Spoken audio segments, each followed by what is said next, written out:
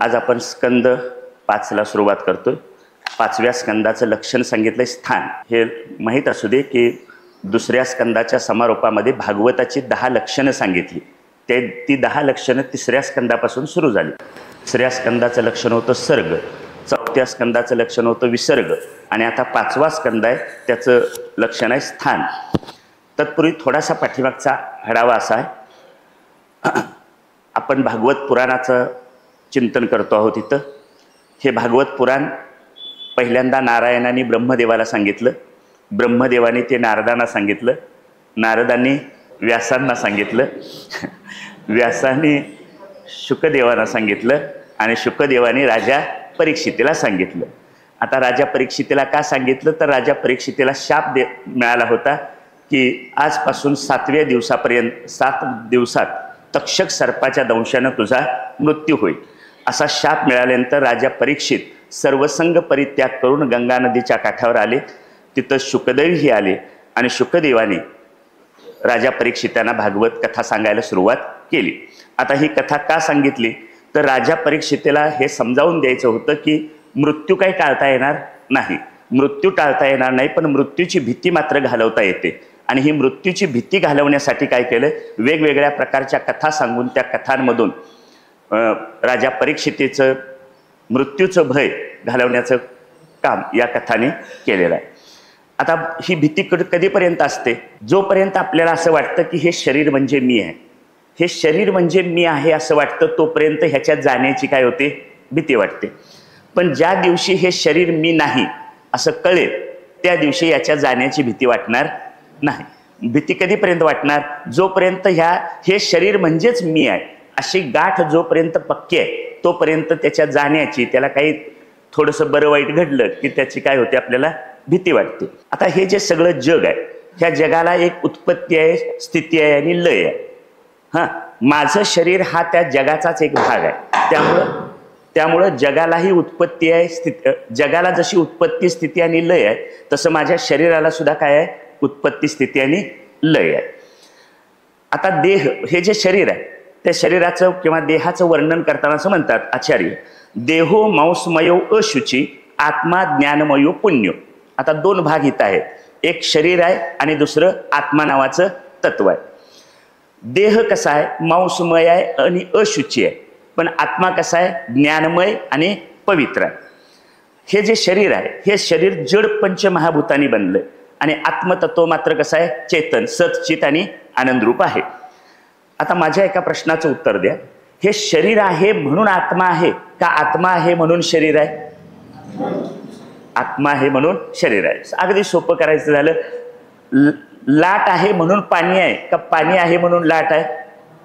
पाणी आहे म्हणून लाट आहे, बरोबर। तसं आत्मतत्व आहे म्हणून ही सगळी शरीर आपल्याला करतात दिसतात। मग आता ह्या शरीराचं आणखी एक वर्णन करतं। शरीर म्हणजे काय, श्रियमान स्वभावत्वात इति शरीरा, जे क्षीण होत जाणार आहे त्याला काय म्हणतात, शरीर। समजा 8-15 दिवसाचा आजारपण आलं, शरीर क्षीण होतं। 4-5 दिवसाचा उपवास घडला तर शरीर क्षीण होतं। म्हातारपणामुळे शरीर काय होतं, क्षीण होतं। म्हणजे क्षीण होणं हा या शरीराचा काय आहे, स्वभाव आहे। पुन्हा शरीराला 6 प्रकारचे विकार आहेत, अस्ति, जायते, वर्धते, विपरिणमते, अपक्षीयते आणि म्रियते। अस्ति म्हणजे हे शरीर आता आहे, जायते म्हणजे शरीराचा काय होतो, जन्म होतो। लहानपणी आपण आईच्या पोटातून जन्माला आलो की काही काळापर्यंत शरीराची वाढ होत जाते, याला म्हणायचं वर्धते।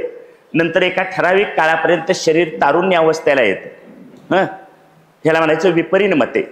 त्यानंतर तरुणपणा झाला की हे शरीर हळूहळू क्षीण व्हायला जातं, याला म्हणायचं अपक्षीयते।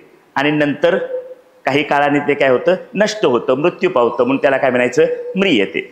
आता हे 6 विकार माझ्या शरीराला आहेत, तसे हे 6 विकार आपल्या आजूबाजूला जे जे दिसतं, मग शेतातलं एखादं जोंधळ्याचं झाड असेल, आंब्याचं झाड असेल, या सगळ्यांना काय आहेत, हे विकार लागू आहेत। आता शेतातल्या पिकांना जसे 6 विकार लागू आहेत त्याबद्दल आपली काही तक्रार नाही, पण आपल्या शरीराला असे 6 विकार झालेले आम्हाला चालत नाहीत।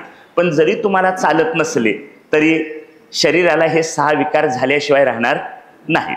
म्हणजे ह्या शरीराला 6 विकार आहेत, त्यामुळे शरीरामध्ये सतत बदल होत जातो आणि हे निर्माण झालेलं शरीर शरीर जन्माला आलं, शरीर तरुण झालं, शरीर म्हातारं झालं, आत्मा जन्माला आला नाही, त्यामुळे आत्मा म्हातारा होत नाही आणि त्यामुळे तो मरत नाही. म्हणून आत्म्याचं वर्णन करताना म्हणतात आत्मा कसा आहे, अज, अजर आणि अमर. आणि शरीर मात्र जन्माला येतं, तरुण होतं, म्हातारं होतं आणि नष्ट होतं. म्हणजे शरीराला हे 6 प्रकारचे विकार आहेत. मग आता राजा परीक्षितीला काय पटवून द्यायचं चाललंय की हे शरीर म्हणजे तू नाहीस, तर तू आत्मरूप आहेस. तुकोबांचा एक अभंग आहे, देह नव्हे मी हे सरे, उरला उरे विठ्ठल. विचार करून ठरवून टाकायचं की हे शरीर म्हणजे मी नाही. देहाच्या निरासे पाविजया ठाया. विचार करून हे शरीर पंचमहाभूताचं आहे, पंचमहाभूत जड आहेत, आत्मा नावाचं तत्व चेतन आहे आणि आपल्या शरीरात जड आणि चेतनाची युती आहे. आणि ही युती कधी ना कधी मोडणारी आहे. कुणाच्या जीवनात प्रारब्धात ती 8 वर्षांनी मोडते, कधी ती 80 वर्षांनी मोडते, पण त्याचा वियोग झाल्याशिवाय राहत नाही. मग आता हे शरीर मी माझं म्हणतो. हे माझं म्हणत असताना एक दत्त भार्गव संवाद नावाचा ग्रंथ आहे, त्याच्यात एक विचार मांडलाय. तो असा आहे, ज्याला मी माझं म्हणतो ते मी नाही, ज्याला मी माझं म्हणतो ते मी नाही. उदाहरणार्थ मी म्हटलं हे घड्याळ माझं आहे. माझं घड्याळ म्हणणारा घड्याळ आहे का घड्याळापासून वेगळा आहे? घड्याळापासून वेगळा आहे. माझं घर म्हणणारा घर असतो का घरापासून वेगळा असतो? माझं घर म्हणणारा घर आहे का घरापासून वेगळा आहे? घरापासून वेगळा आहे. आता घर लांबचं झालं, घड्याळ त्याच्याही पेक्षा लांबचं झालं. आता आपण जरा जवळ येऊया. मी म्हटलं माझी कपडे, माझी कपडे म्हणणारा कपडे आहे का कपड्यांच्या पासून वेगळा आहे? कपड्यांच्या पासून वेगळा आहे. आता मी म्हटलं मी दररोज इकडून तिकडे असा सारखा प्रवास करतो, त्यामुळं रात्री माझं अंग ठणकतंय किंवा माझं अंग दुखतंय. आता माझं अंग दुखतंय, माझं अंग ठणकतंय म्हणणारा इथं काय म्हटलं? माझं म्हटलं. मग माझं अंग म्हणणारा अंग आहे का अंगापासून वेगळा आहे? आता पाठीमागचं सगळं लक्षात आणा. माझं घर म्हणणारा घरापासून वेगळा आहे, माझं घड्याळ म्हणणारा घड्याळापासून वेगळा आहे, माझी कपडे म्हणणारा कपड्यापासून वेगळा आहे. मग माझं अंग दुखतंय म्हणणारा अंग आहे का अंगापासून वेगळा आहे? अंगापासून वेगळा आहे. आता मी येताना एक अपघात बघितला रस्त्यावर. माझं मन उदास झालं. कुणाचं मन? कुणाचं मन? माझं मन. माझं मन उदास झालं. आता माझं मन म्हणणारा तरी मन आहे का मनापासून वेगळा आहे? मनापासून वेगळा आहे. आता माझं वय 60 आहे किंवा माझ्यापेक्षा 60-65चे बरेच लोक आहेत. त्यातल्या एकानं मी विचारलं, अहो काय काल काय झालं? ते म्हणाले आता काय ऐकलं खरं, पण काय बुद्धी काम देत नाही. माझी बुद्धी काय काम देत नाही. आता काय लक्षात राहत नाही. कुणाची बुद्धी? माझी बुद्धी. मग माझी बुद्धी म्हणणारा बुद्धी आहे का बुद्धीपासून वेगळा आहे? बुद्धीपासून वेगळा आहे. झालं. आता पुढं आम्ही एकदा रांगण्याला गेलो होतो आणि रांगण्याला बरंच चालायला लागलं.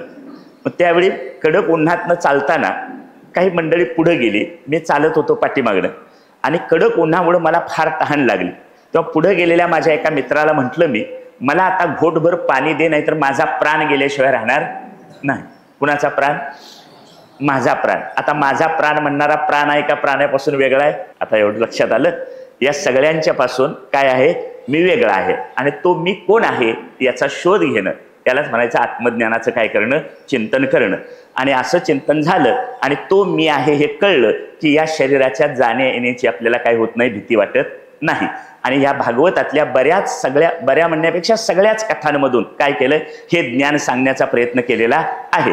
पण हे ज्ञान जरी वेगवेगळ्या कथांमधून सांगितलं असलं तरी ते आपल्या अंतःकरणात रुजत नाही, टिकत नाही. असं का होतं? तर आपल्याला जेवढं वैराग्य पाहिजे तेवढं वैराग्य आमच्याजवळ नाही. वैराग्य म्हणजे काय? वैराग्य शब्दाचा एक अर्थ आहे त्याग. वैराग्य म्हणजे त्याग. त्यातला मूळ शब्द आहे विराग. विराग म्हणजे विराग शब्दातले फोड असे आहे, वि अधिक राग. राग म्हणजे प्रेम, प्रेम म्हणजेच आसक्ती. राग म्हणजे प्रेम, प्रेम म्हणजे आसक्ती. आणि पुढे म्हटलंय ज्याच्याजवळ आसक्ती नाही असा म्हणजे अनासक्त. अनासक्त असणं त्यालाच काय म्हणायचं? वैराग्य. आणि अगदी सोपा अर्थ त्याचा आहे, वैराग्य म्हणजे त्याग. आता उदाहरण, त्याग 2 प्रकारचा असतो. घरदार, पत्नी, मुलं बाळ यांना सोडणं, याला वस्तूचा त्याग म्हणायचं.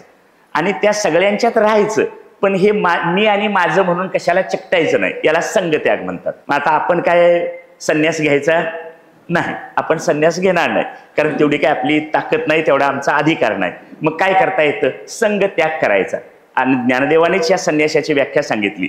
मी माझे ऐशी आठवण, विसरले जयाचे अंतकरण, पार्था तो संन्यासी जाण निरंतर. आपण घरात राहून सुद्धा संन्यास घेऊ शकतो. घरात राहायचं, सगळ्यांचं सगळं करायचं, पण मी केलं आणि माझं म्हणून कशाला चिकटायचं नाही. ही संन्यासाची ज्ञानदेवाने सांगितलेली व्याख्या. आता आपण विचार करायला लागलो की वैराग्य आपल्याजवळ नाही, आणि असं वैराग्य येण्यासाठी आपण ज्या संसारात आहोत त्याचं आपल्याला मिथ्यात्व कळलं पाहिजे. ज्ञानेश्वर महाराज म्हणतात, आपण हे सगळं भागवतातलं, ज्ञानेश्वरीतलं, गाथेतलं, भगवद्गीतेतलं ज्ञान ऐकतो, पण ते आमच्याजवळ का टिकत नाही?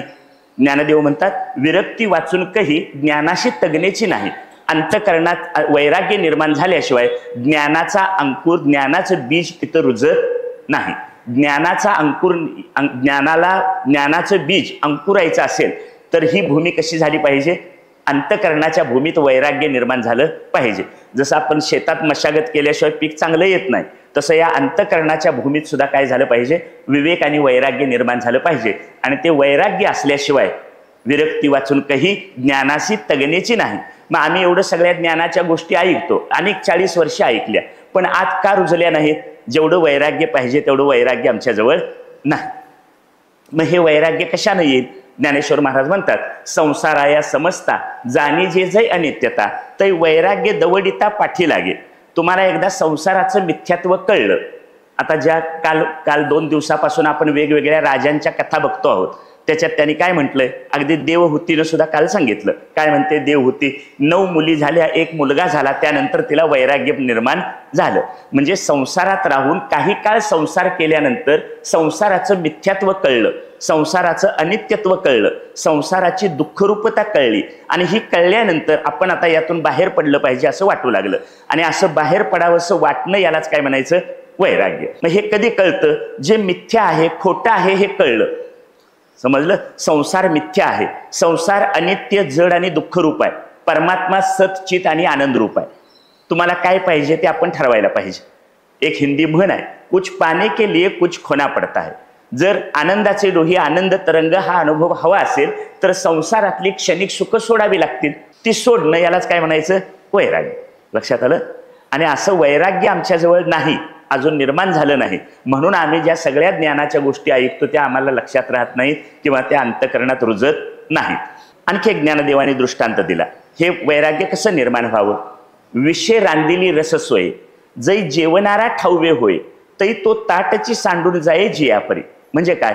एखादा 4 दिवसाचा उपाशी माणूस आहे, 4 दिवसांनी जेवायला बसला, आणि आता एक ताटातला थोडासा घास आता तोंडात घालणार, इतक्यात त्याला कळलं की त्याच्यात विष पडले. 4 दिवसाचा उपाशी असला तरी विष पडले हे कळल्यावर तो घास खाईल काय? खाणार नाही. विषय रांदिली रससोय, रससोय म्हणजे अन्न, विष घालून तयार केलेलं अन्न. जै जेवणारा ठाऊवे होय, जेवणाऱ्याला कळतं की हे विषारी आहे, तरी तो ताटची सांडून जाये जियापरी. तो काय करतो?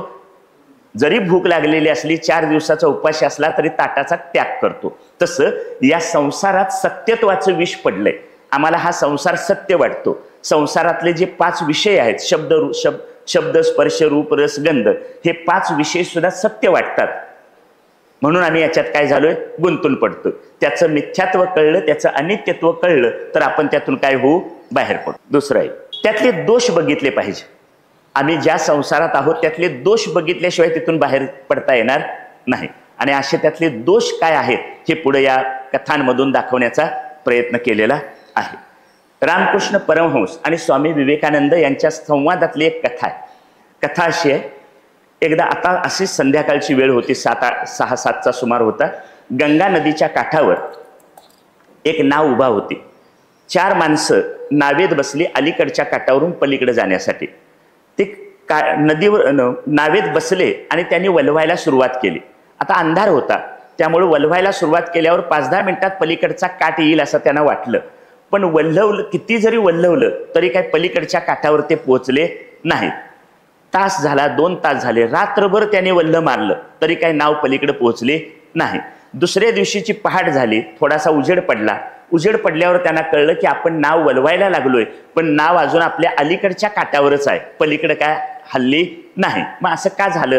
मग त्यांच्या लक्षात आलं, वाऱ्यानं नाव हेलकावू नये म्हणून एका खुंटीला त्याची दोरी बांधून ठेवलेली होती. आता ती दोरी सोडली नसल्यामुळं कितीही वल्ल मारलं तरी नाव पलीकडे जाणार नाही. आता अगदी तसंच आहे, आमच्या सगळ्यांच्या दोऱ्या संसारात बांधलेल्या आहेत आणि आम्ही रोज कीर्तन प्रवचन ऐकतो, पण आमची नाव काय पलीकडच्या काठावर पोचत नाही. आता ती पोचायची असेल तर काय करायला पाहिजे?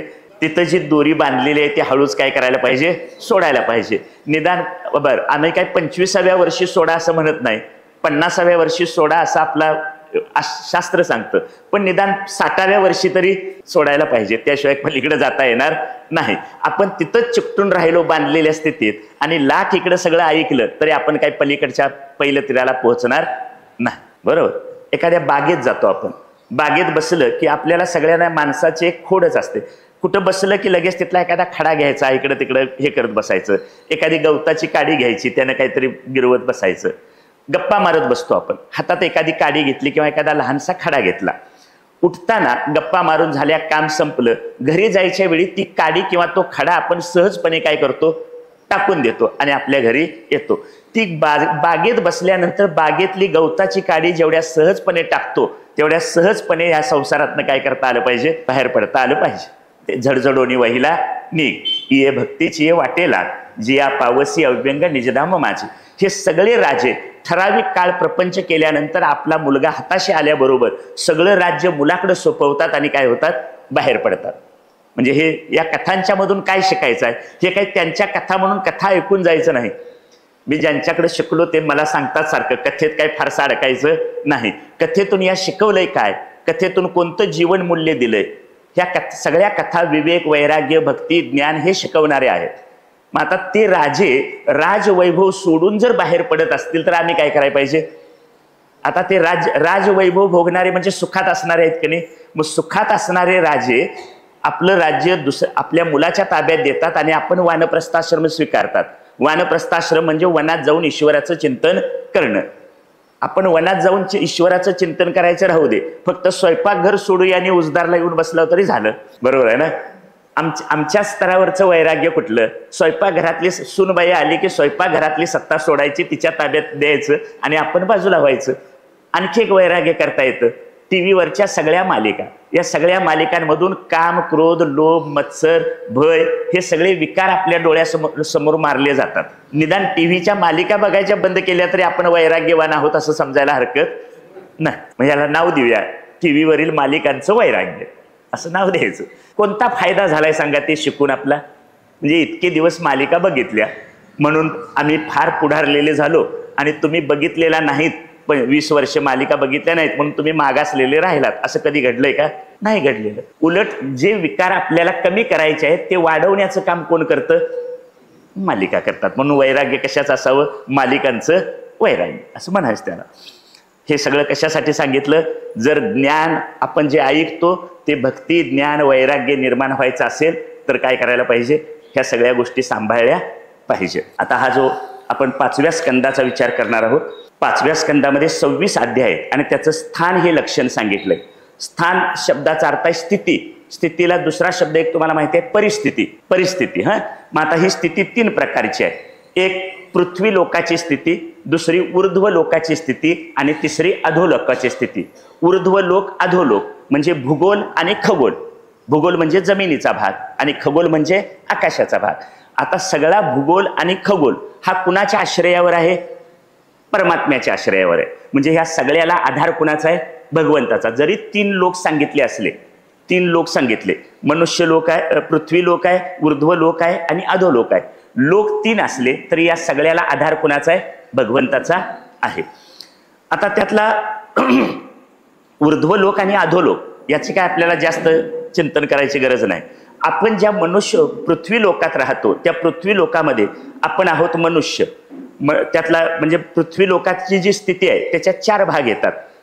एक मनुष्य, दुसरं नरक, तिसरं पितर आणि चौथं प्रेत लोक. काय कळलं? आता आपण माणूस आहोत. मग मनुष्य लोकामध्ये 4 प्रकारचे प्राणी असतात. त्यातलं नाव असे, एक अंडज, दुसरं जरायुज, स्वेदज आणि उद्भिज. अंडज म्हणजे अंड्यातून निर्माण झालेले. पृथ्वीवर जे प्राणी आहेत त्याच्यातले काही प्राणी कशातून निर्माण झालेले आहेत? अंड्यातून. मुंगी, कोंबडी, पक्षी यांचा जन्म कशातून होतो? अंड्यातून होतो. दुसरे जरायुज. जरायुज म्हणजे गर्भाशयातून ज्यांचा जन्म होतो तो. मग माणसाचा जन्म कशातून होतो? गर्भाशयातून. म्हणजे माणूस असेल, शेळी आहे, गाय आहे, म्हैस आहे, हे ज्यांचा जन्म गर्भाशयातून होतो असे प्राणी आहेत जरायुज. दुसरा आहे स्वेदज. स्वेद म्हणजे घाम, घामातून ज्यांची निर्मिती होते त्याला काय म्हणायचं? स्वेदज. उदाहरणार्थ डोक्यात होणाऱ्या उवा, ढेकून हे कशातून निर्माण होतात? घामातून निर्माण होतात. आणि चौथा प्रकार आहे उद्भिज. उद्भिज म्हणजे पृथ्वीतून जन्माला येणाऱ्या, मातीतून जन्माला येणाऱ्या वनस्पती, ह्या सगळ्याला काय म्हणायचं? मनुष्यलोक. आता पुढचा एक भाग सांगितला नरक लोक. आता या 5व्या स्कंदाचा तो विषयच आहे, नरकाचं वर्णन केलंय. आणि त्या नरकाचं वर्णन आपण आता नरक तिकडं कुठं शोधायला जायचं नाही, आपल्या इथं नरकच आहे. कुठं? माझं शरीर हा सुद्धा एक प्रकारचा काय आहे? नरक आहे. आता हे कसं? कारण हे शरीर, माणसाचं शरीर 2 गोष्टीतून निर्माण होतं. एक पुरुषाकडून येणारं वीर्य आणि स्त्रीकडून येणारं रज. आता हे जे स्त्री आणि पुरुष या दोघांच्याकडून येणारे हे पदार्थ आहेत, हे पवित्र आहेत का अपवित्र आहेत? अपवित्र आहेत. बरोबर, हे अपवित्र आहेत. म्हणजे या दोन्हीमध्ये कुठलंही पावित्र्य नाही. ज्या गर्भाशयात जीव राहतो त्या गर्भाशयात तरी काय चांगलं आहे? कारण आईच्या पोटामध्ये मल मूत्र, तिनं खाल्लेलं अन्न, या सगळ्याचा काय असतो? साठा असतो. आणि त्याच्यात हा जीव राहतो. म्हणजे जीव गर्भाशयात असतो तेव्हा एका अर्थानं जीव कशात आहे? नरकातच आहे. बरोबर. तुकोबा वर्णन करतात, शरीर दुःखाचे कोठार, शरीर रोगाचे भांडार, शरीर दुर्गंधीची थार, नाही अपवित्र शरीरा ऐसे. शरीर दुर्गंधीची थार. आपलं शरीर काय आहे? सगळं दुर्गंधीनं भरलेलं आहे. कितीही शुद्ध सात्विक अन्न खावा, त्याचा परिणाम कशात आहे? कितीही चांगलं अन्न खाल्लं तरी त्याचा परिणाम कशात आहे? दुर्गंधीत आहे. कितीही महागडं शुद्ध पाणी आणून प्या, त्याचा परिणाम कशात आहे? दुर्गंधीत आहे. म्हणजे बाहेरच्या शुद्ध चांगल्या पदार्थाला दुर्गंधीयुक्त करण्याचं, अपवित्र करण्याचं काम कोण करतं? आमचं शरीर करतं. म्हणून तुकोबा म्हणतात, शरीर दुःखाचे कोठार, शरीर रोगाचे भांडार, शरीर दुर्गंधीची थार. किती प्रकारचे रोग होतात या शरीराला, आणि या सगळ्यांच्या तावडीतून ते काय करावं लागतं? वाचवावं लागतं. आता ही जरी शरीराची नकारात्मक बाजू असली तरी त्याचा एक चांगला उपयोग आहे. येण्याचे शरीरे शरीरा येणे सरे, किंबहुना येरजारे चिरापडे. या शरीराचा उपयोग करून हे शरीर घेऊन पुन्हा पुन्हा जन्माला येणं आणि पुन्हा पुन्हा मरणं, ही प्रक्रिया काय करता येते? थांबवून टाकता येते. शुकाचार्यांची एक कथा आहे. आता मी सांगितलं नरक कशात आहे? शरीरातच आहे. शुकाचार्यांची कथा अशी आहे, 12 वर्षे आईच्या पोटात राहून ते जन्माला आले आणि जन्माला आल्याबरोबर ते तप करायला निघून गेले. कुणीतरी तप करायला निघाला की लगेच त्याचा इंद्राला त्रास होतो. कुणीतरी तप करायला निघाला की इंद्राला त्याचा काय होतो? त्रास होतो. का? तर हा माझ्या पदावर येऊन बसेल म्हणून, आपलं पद जाईल याची इंद्राला भीती वाटते. म्हणून शुकदेवांचं तप मोडायला त्यांनी एक रंभा पाठवली, अप्सरा, रंभेला पाठवलं. आता रंभा आली आणि शुकाचार्यांच्या जवळ आली, पण शुकाचार्यांनी तिच्याकडे ढुंकून बघितलं नाही. तेव्हा रंभा त्यांना म्हणते शुकदेवांना, शुकदेवा, मी तरुण आहे, तुम्ही तरुण आहात, कसलं तप करता? त्यापेक्षा माझ्याबरोबर गृहस्थाश्रम काय करा? स्वीकारा. माझ्याबरोबर काय करा? गृहस्थाश्रम स्वीकारा. पण ते काय ऐकलं नाही. शुकदेव म्हणाले, तुझं जे शरीर आहे त्या शरीरात मी 12 वर्षे राहून आलोय. शरीरात मी काय झालं? 12 वर्ष राहून आलोय. आणि 12 वर्ष राहून आलोय त्यामुळं शरीरात काय आहे ते मला माहिती आहे. त्यावरती रंभा म्हणाली, तुझ्या आईचं शरीर पंचमहाभूतांचं असेल त्यामुळं त्याच्यात दुर्गंधी आहे, पण आमचं अप्सरांचं शरीर हे शुद्ध कापूर, दूध आणि सुगंधी द्रव्य यामुळे तयार होतं. अप्सरांचा देह कशाने तयार होतो? दूध, शुद्ध कापूर आणि सुगंधी द्रव्य यांनी तयार होतो. त्यावर शुकदेवाने दिलेलं उत्तर असं आहे, शुकदेव म्हणाले, आई, हे मला अगोदरच ठाऊक असतं तर मी तुझ्याच पोटात राहायला आलो असतो. काय कळलं? चला पुढे. त्यानंतर हे शरीराच्या स्तरावरचा नरक झाला. दुसरा, आपल्या शरीरावर एक 3 प्रकारच्या गुणांचा प्रभाव आहे, सत्वगुण, रजोगुण आणि तमोगुण. हा तमोगुण हा सुद्धा एक प्रकारचा नरक आहे. या तमोगुणामुळं अज्ञान राहतं, तमोगुणामुळं आळस येतो, तमोगुणामुळं झोप येते, तमोगुणामुळं अविचार सुचतात, वाईट विचार येतात, मानसिक अस्वच्छता निर्माण होते. म्हणजे जे काही दोष निर्माण होतील ते सगळे कुणामुळे होतात? तमोगुणामुळे होतात. म्हणून आपल्यात जर तमोगुणाचा प्रभाव असेल तर तो आणखी आपल्याला कशात घालणारा ठरतो? नरकात घालणारा ठरतो. हा तमोगुणाचा प्रकार झाला. दुसरा एक पितृलोक सांगितला किंवा पितरलोक. पितृ म्हणजे आपले वडील जे आपल्याला सोडून इथून निघून गेले. पण ज्ञानेश्वर महाराज मला ज्या आई वडिलांनी जन्म दिला त्यांना वडील म्हणायला तयार नाहीत. ते काय म्हणतात, श्रुती स्मृतीचे अर्थ आपण होणी मूर्त अनुष्ठुनी जगा देत ते वडील गा. म्हणजे ज्या पितराने आम्हाला आपलं एक उत्तम चरित्र मागं ठेवलंय, आम्हाला संतुष्ट करण्याचा प्रयत्न केलाय, आम्ही परमार्थ कसा करावा हे ज्यांनी सांगितलेलं आहे ते आमचे काय आहेत, खरे वडील आहेत. मग जगाच्या कल्याणा संतांच्या विभूती, मग आमचे वडील कोण म्हणायचे, संत हेच आमचे कोण आहेत, वडील आहेत. काय सांगूया संतांचे उपकार मज निरंतर जागविती. संत हे आमच्यासाठी काम करतात. संत ज्ञानेश्वर महाराजांनी ज्ञानेश्वरी सांगितली, गाथा सांगितली, कुणासाठी सांगितली, त्यांना स्वतःला काय त्याची गरज होती का, नाही. कुणासाठी सांगितली, आमच्या सगळ्यांच्यासाठी सांगितली. मार्गाधारे वर्तावे विश्व हे मोहरे लावावे अलौकिक न व्हावे लोकांप्रती. लोकांना मार्ग दाखवून द्यावा, आपल्या नंतर येणाऱ्या लोकांना मार्ग दाखवून द्यावा, यासाठी त्यांनी काय केलं, हे ग्रंथ लिहिले. म्हणून त्याचा आपल्याला फायदा झाला. म्हणून आपले खरे वडील कोण आहेत, संत हे आपले वडील आहेत. त्यानंतर एक चौथा लोक सांगितला, प्रेतलोक. प्रेतलोक त्या आपण जेव्हा भागवताचं महात्म्य बघितलं तेव्हा धुंदुकारी कुठल्या लोकात गेला, प्रेत लोकात गेला, त्याला प्रेत योनी प्राप्त झाली. या प्रेत योनीमध्ये अदृश्य दुःख अदृश्य चिंता निर्माण होत असतात. आणि हा प्रेत योनीचा प्रेत लोक आहे तो आपल्याला माणसाला काय करतो, त्रास देतो. हे सगळं मगापासून सांगण्याचा उद्देश आहे की हा स्कंद या सगळ्या गोष्टींची कल्पना देण्यासाठी लिहिण्यात आलेला आहे. ह्यातलं एक लक्षात ठेवण्याची गोष्ट म्हणजे आपण ज्या जमिनीवर राहतो, भूगोलावर राहतो, तो भूगोल आणि खगोल या सगळ्याला आधार मात्र कुणाचा आहे, परमात्म्याचा आहे, भगवंताचा आधार आहे. आता कथेला सुरुवात होते. एक चित्र आणखी पुन्हा डोळ्यासमोर आणा. पुढचे 7 संपेपर्यंत 4 दिवस हे चित्र डोळ्यासमोर ठेवायचं. शुकदेव आणि राजा परीक्षित गंगा नदीच्या काठावर बसून आहेत, बरोबर. शुकदेव उच्च आसनावर बसलेत आणि त्यांच्या पायाशी राजा परीक्षित बसलाय. आणि राजा परीक्षित वेगवेगळ्या प्रकारचे प्रश्न त्यांना काय करतो आहे, विचारतो आहे. कालचा एक कथा सांगितली त्यांनी ध्रुव बाळाची. आणि स्वयंभुव मन्यू आणि शत्रुपा यांना 2 पुत्र, उत्तानपाद आणि प्रियव्रत, आणि देवहूती, आकुती आणि प्रकृती अशा 3 कन्या. त्यापैकी देवहूतीची कथा आपण बघितली आणि ध्रुव बाळाची कथा बघितली. आता प्रश्न असा विचारलाय की जो दुसरा प्रियव्रत आहे त्याच्या संबंधी मला काहीतरी सांगा. कुणी विचारलं, राजा परीक्षितीने शुकाचार्यांना विचारलं की तुम्ही मला स्वयंभुव मनु आणि शत्रुपा यांचे जे 2 पुत्र आहेत त्यापैकी प्रियव्रताविषयी आता आम्हाला सांगा. आता ही एका संपूर्ण परिवाराची कथा आहे. प्रियव्रतापासून कथा सुरू होते ती कुठं जाते बघा. राजा प्रियव्रत हा महाभागवत होता, भगवंताचा भक्त होता.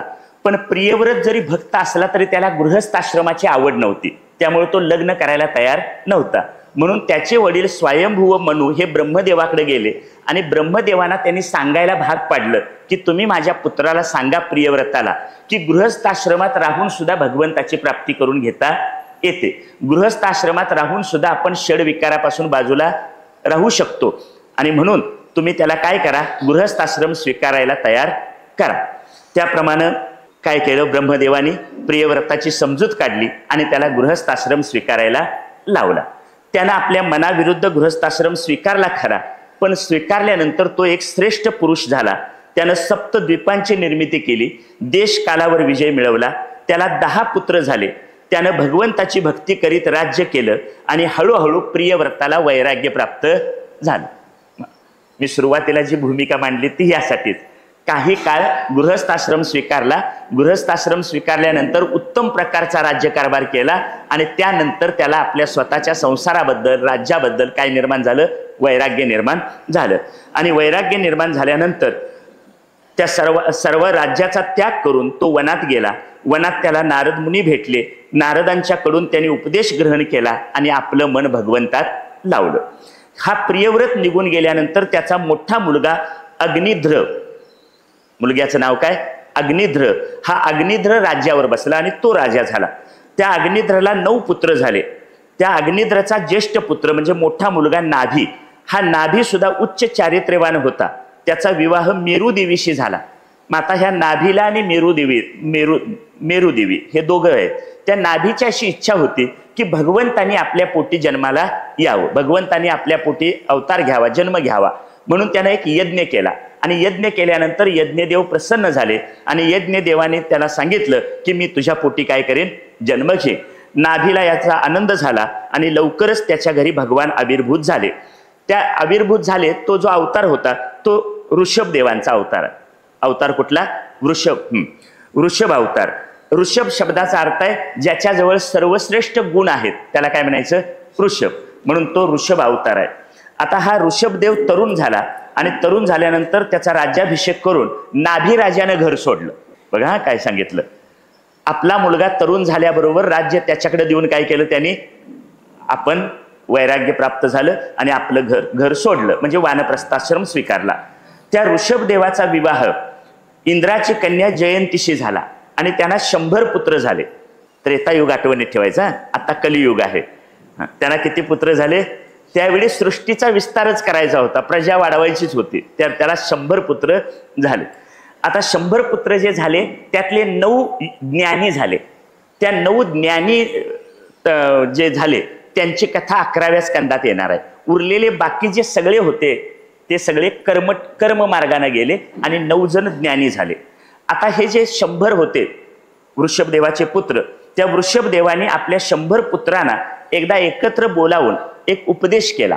खरं तर वडिलांनी आपल्या मुलांना असा योग्य वेळी योग्य उपदेश करायचा असतो, ही त्या काळातली परंपरा आहे. त्या वृषभदेवाने आपल्या पुत्रांना उपदेश केला. त्यातला पहिला उपदेश सांगताना ते म्हणतात, बाळानो, देह हा केवळ भोग भोगण्यासाठी नाही. देह हा केवळ संसारातले भोग भोगण्यासाठी नाही, तर देहानं निष्काम कर्म करावं आणि निष्काम उपासना करावी. आणि दुसरं, निष्काम कर्माने निष्काम उपासना केली तर त्याचा परिणाम काय होतो? निष्काम कर्माचा परिणाम म्हणून अंतकरण किंवा चित्त शुद्ध होतं आणि निष्काम उपासनेचा परिणाम म्हणून चित्त शांत होतं. म्हणजे चित्त शुद्ध आणि शांत करण्यासाठी काय करावी? निष्काम कर्म आणि निष्काम उपासना करावी.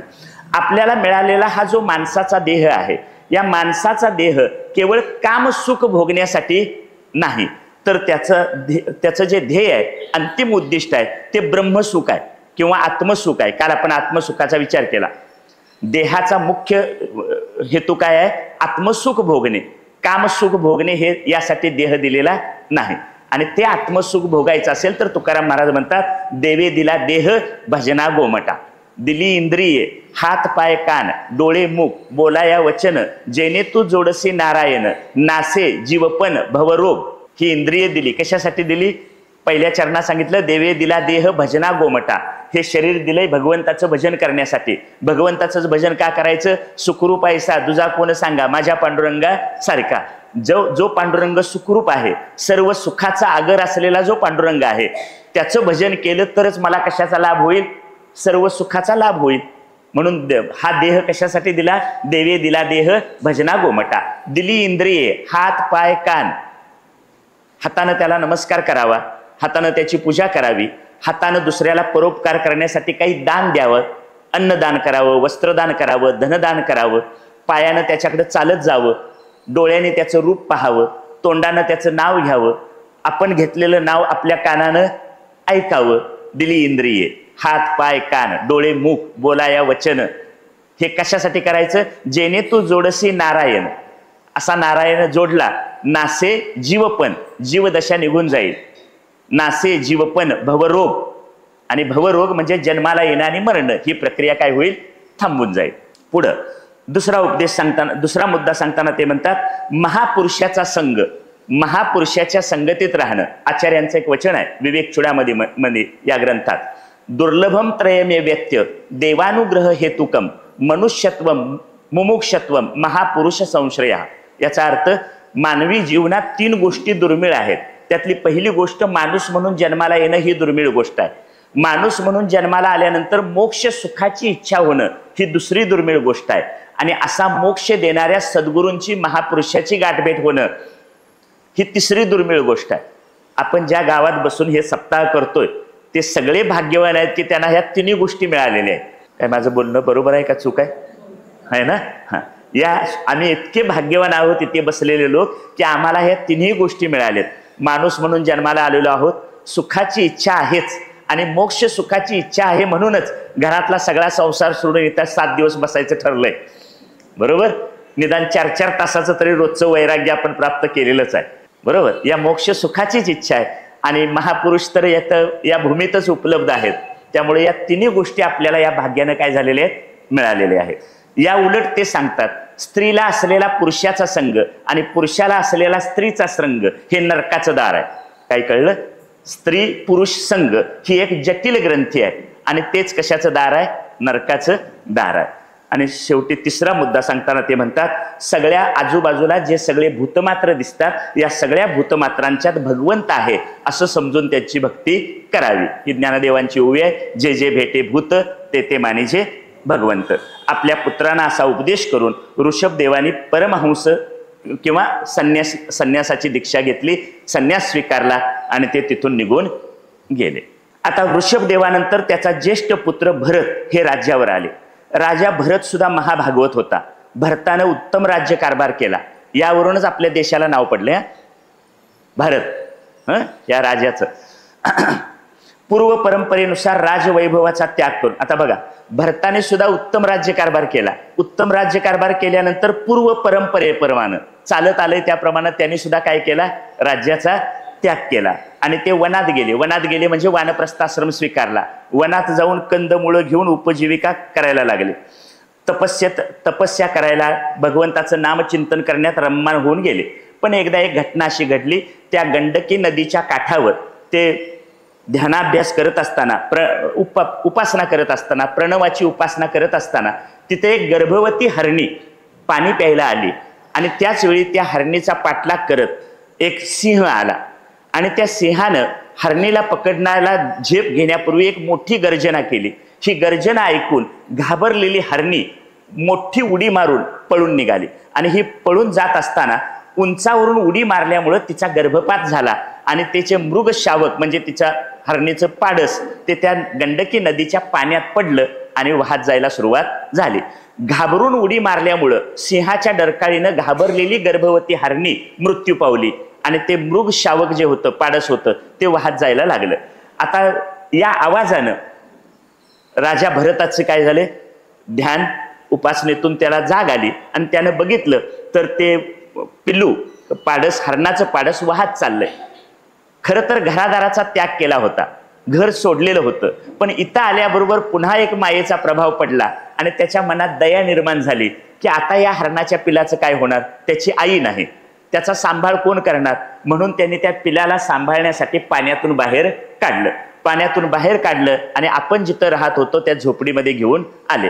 आता त्याचा एवढा लळा लागला की त्याचं पालन पोषण करण्याची जबाबदारी आपल्यावर आहे असं समजून त्याच्यातच सगळं लक्ष राहिलं आणि नाम आणि ध्यान, आपलं जे चिंतन होतं त्याच्याकडे दुर्लक्ष झालं. घरातला संसार सोडला आणि इथं नवा संसार काय झाला, सुरू झाला.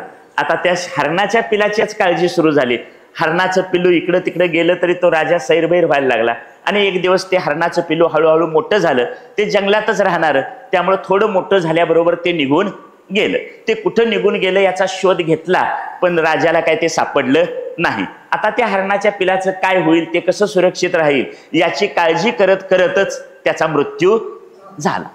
आता मृत्यूच्या शेवटच्या क्षणापर्यंत तो कुणाचं चिंतन करत होता, हरणाचं. परिणाम काय झाला, पुढचा जन्म हरणाचा. पुढचा म्हणजे हरिण म्हणून ते काय झाले, राजा भरत पुढच्या जन्मात हरिण म्हणून जन्माला आले. पण त्यांनी जी केलेली भगवंताची भक्ती होती, भगवंताचं नामचिंतन केलेलं होतं, ते काही कुठं वाया गेलं नाही. हरणाच्या देहात आलेलं असलं तरी तुला त्यांना पाठीमागच्या जन्मातलं मात्र काय होतं, स्मरण होतं. मग त्यांच्या लक्षात त्यावेळी ते स्मरण असल्यामुळे परिणाम काय घडला की हरिण म्हणून जन्माला आल्यानंतर ते ज्या हरिणाच्या देहाचं जे प्रारब्ध आहे, काय 8-10 वर्षाचं काय असेल ते प्रारब्ध भोगत राहिले. हरणाच्या देहाचं मिळालेलं जे प्रारब्ध होतं ते प्रारब्ध भोगण्याचं काम केलं. कारण पूर्वजन्माचं काय होतं, स्मरण होतं आणि पूर्वजन्माचं स्मरण आहे ठेवूनच त्याने हरणाचं प्रारब्ध भोगून संपवलं आणि योग्य वेळी हरणाचा देह सुद्धा काय झाला, सुटला. आणि हरणाचा देह सुटल्यानंतर एका ब्राह्मण कुळात त्याचा पुन्हा जन्म झाला. आता यावेळी जन्म झाल्यानंतर ते पाठीमागचं स्मरण असल्याचा परिणाम म्हणून आपण कुणाशी संवाद केला, बोललो, आपण इतरांच्याशी सतत बोलत राहिलो तर त्याच्याबद्दल स्नेह, प्रेम, आसक्ती निर्माण होते आणि अशी आसक्ती निर्माण झाली की आपण त्याच्यात गुंतून जातो, म्हणून त्यांनी बोलणंच बंद करून टाकलं. काय केलं? ब्राह्मण कुळात माणूस म्हणून हे जन्माला आले. जन्माला आल्यानंतर, माणूस म्हणून जन्माला आल्यानंतर पूर्वस्मृती म्हणजे मागच्या वेळी जो धोका झाला तो आता धोका पत्करायचा नाही, मग कशात अडकून पडायचं नाही, म्हणून त्यांनी आपलं बोलणं काय केलं? थांबवलं. आणि स्वतःला पूर्वजन्माचं ज्ञान असून सुद्धा, आपल्या स्वतःच्या मूळ स्वरूपाचं ज्ञान असून सुद्धा ते मात्र जड मूड असल्यासारखे मौन धरून राहायला लागले. त्यामुळं ते काही बोलत नाहीत, काही हालचाल करत नाहीत, कुठली प्रतिक्रिया देत नाहीत, असा जड मूड राहणारा मुलगा, म्हणून त्यांचं नाव ठेवलं जडभरत. नाव काय आलं? जडभरत. त्यांना जडभरत म्हणायला लागले. पण ते कसे जाणून बुजून तसं राहायचं त्यांनी ठरवलं. मग घरातल्या लोकांनी बघितलं हे काय उपयोगाचं नाही, आपल्या काय उपयोगाचा माणूस हा नाही.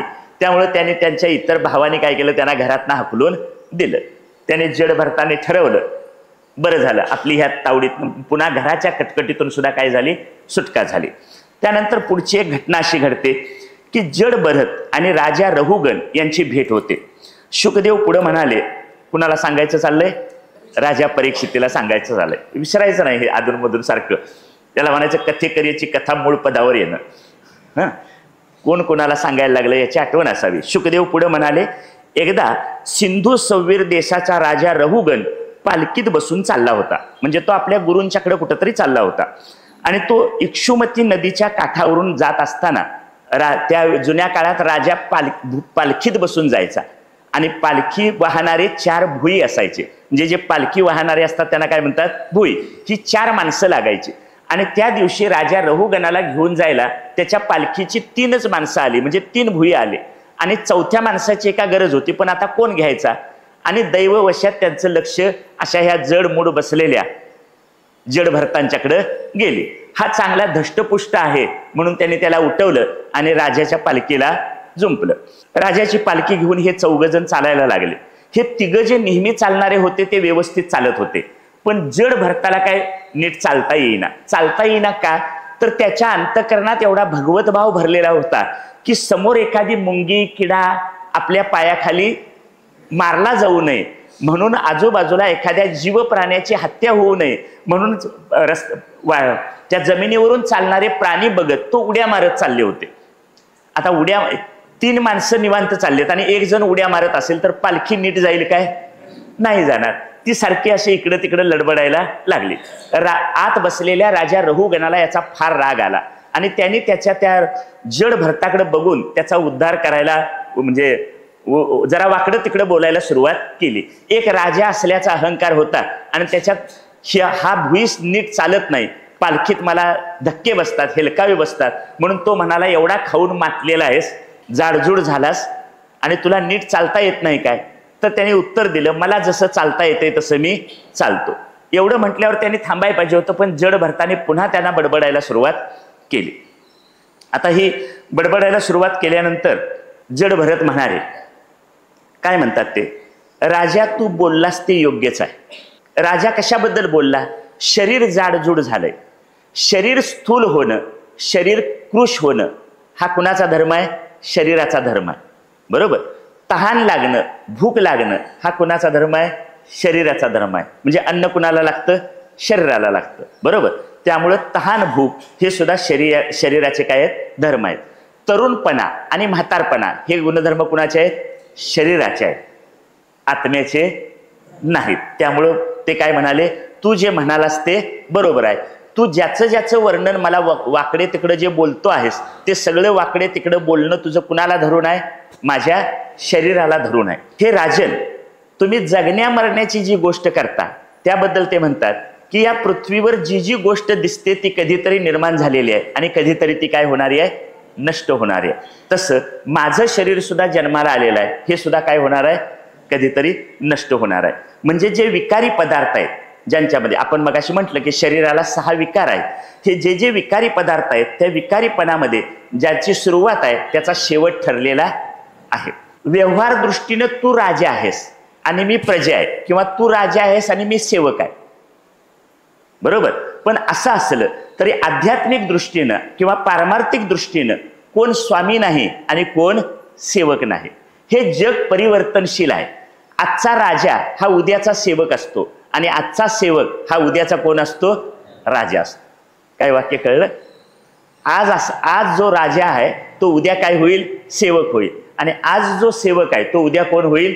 राजा होईल.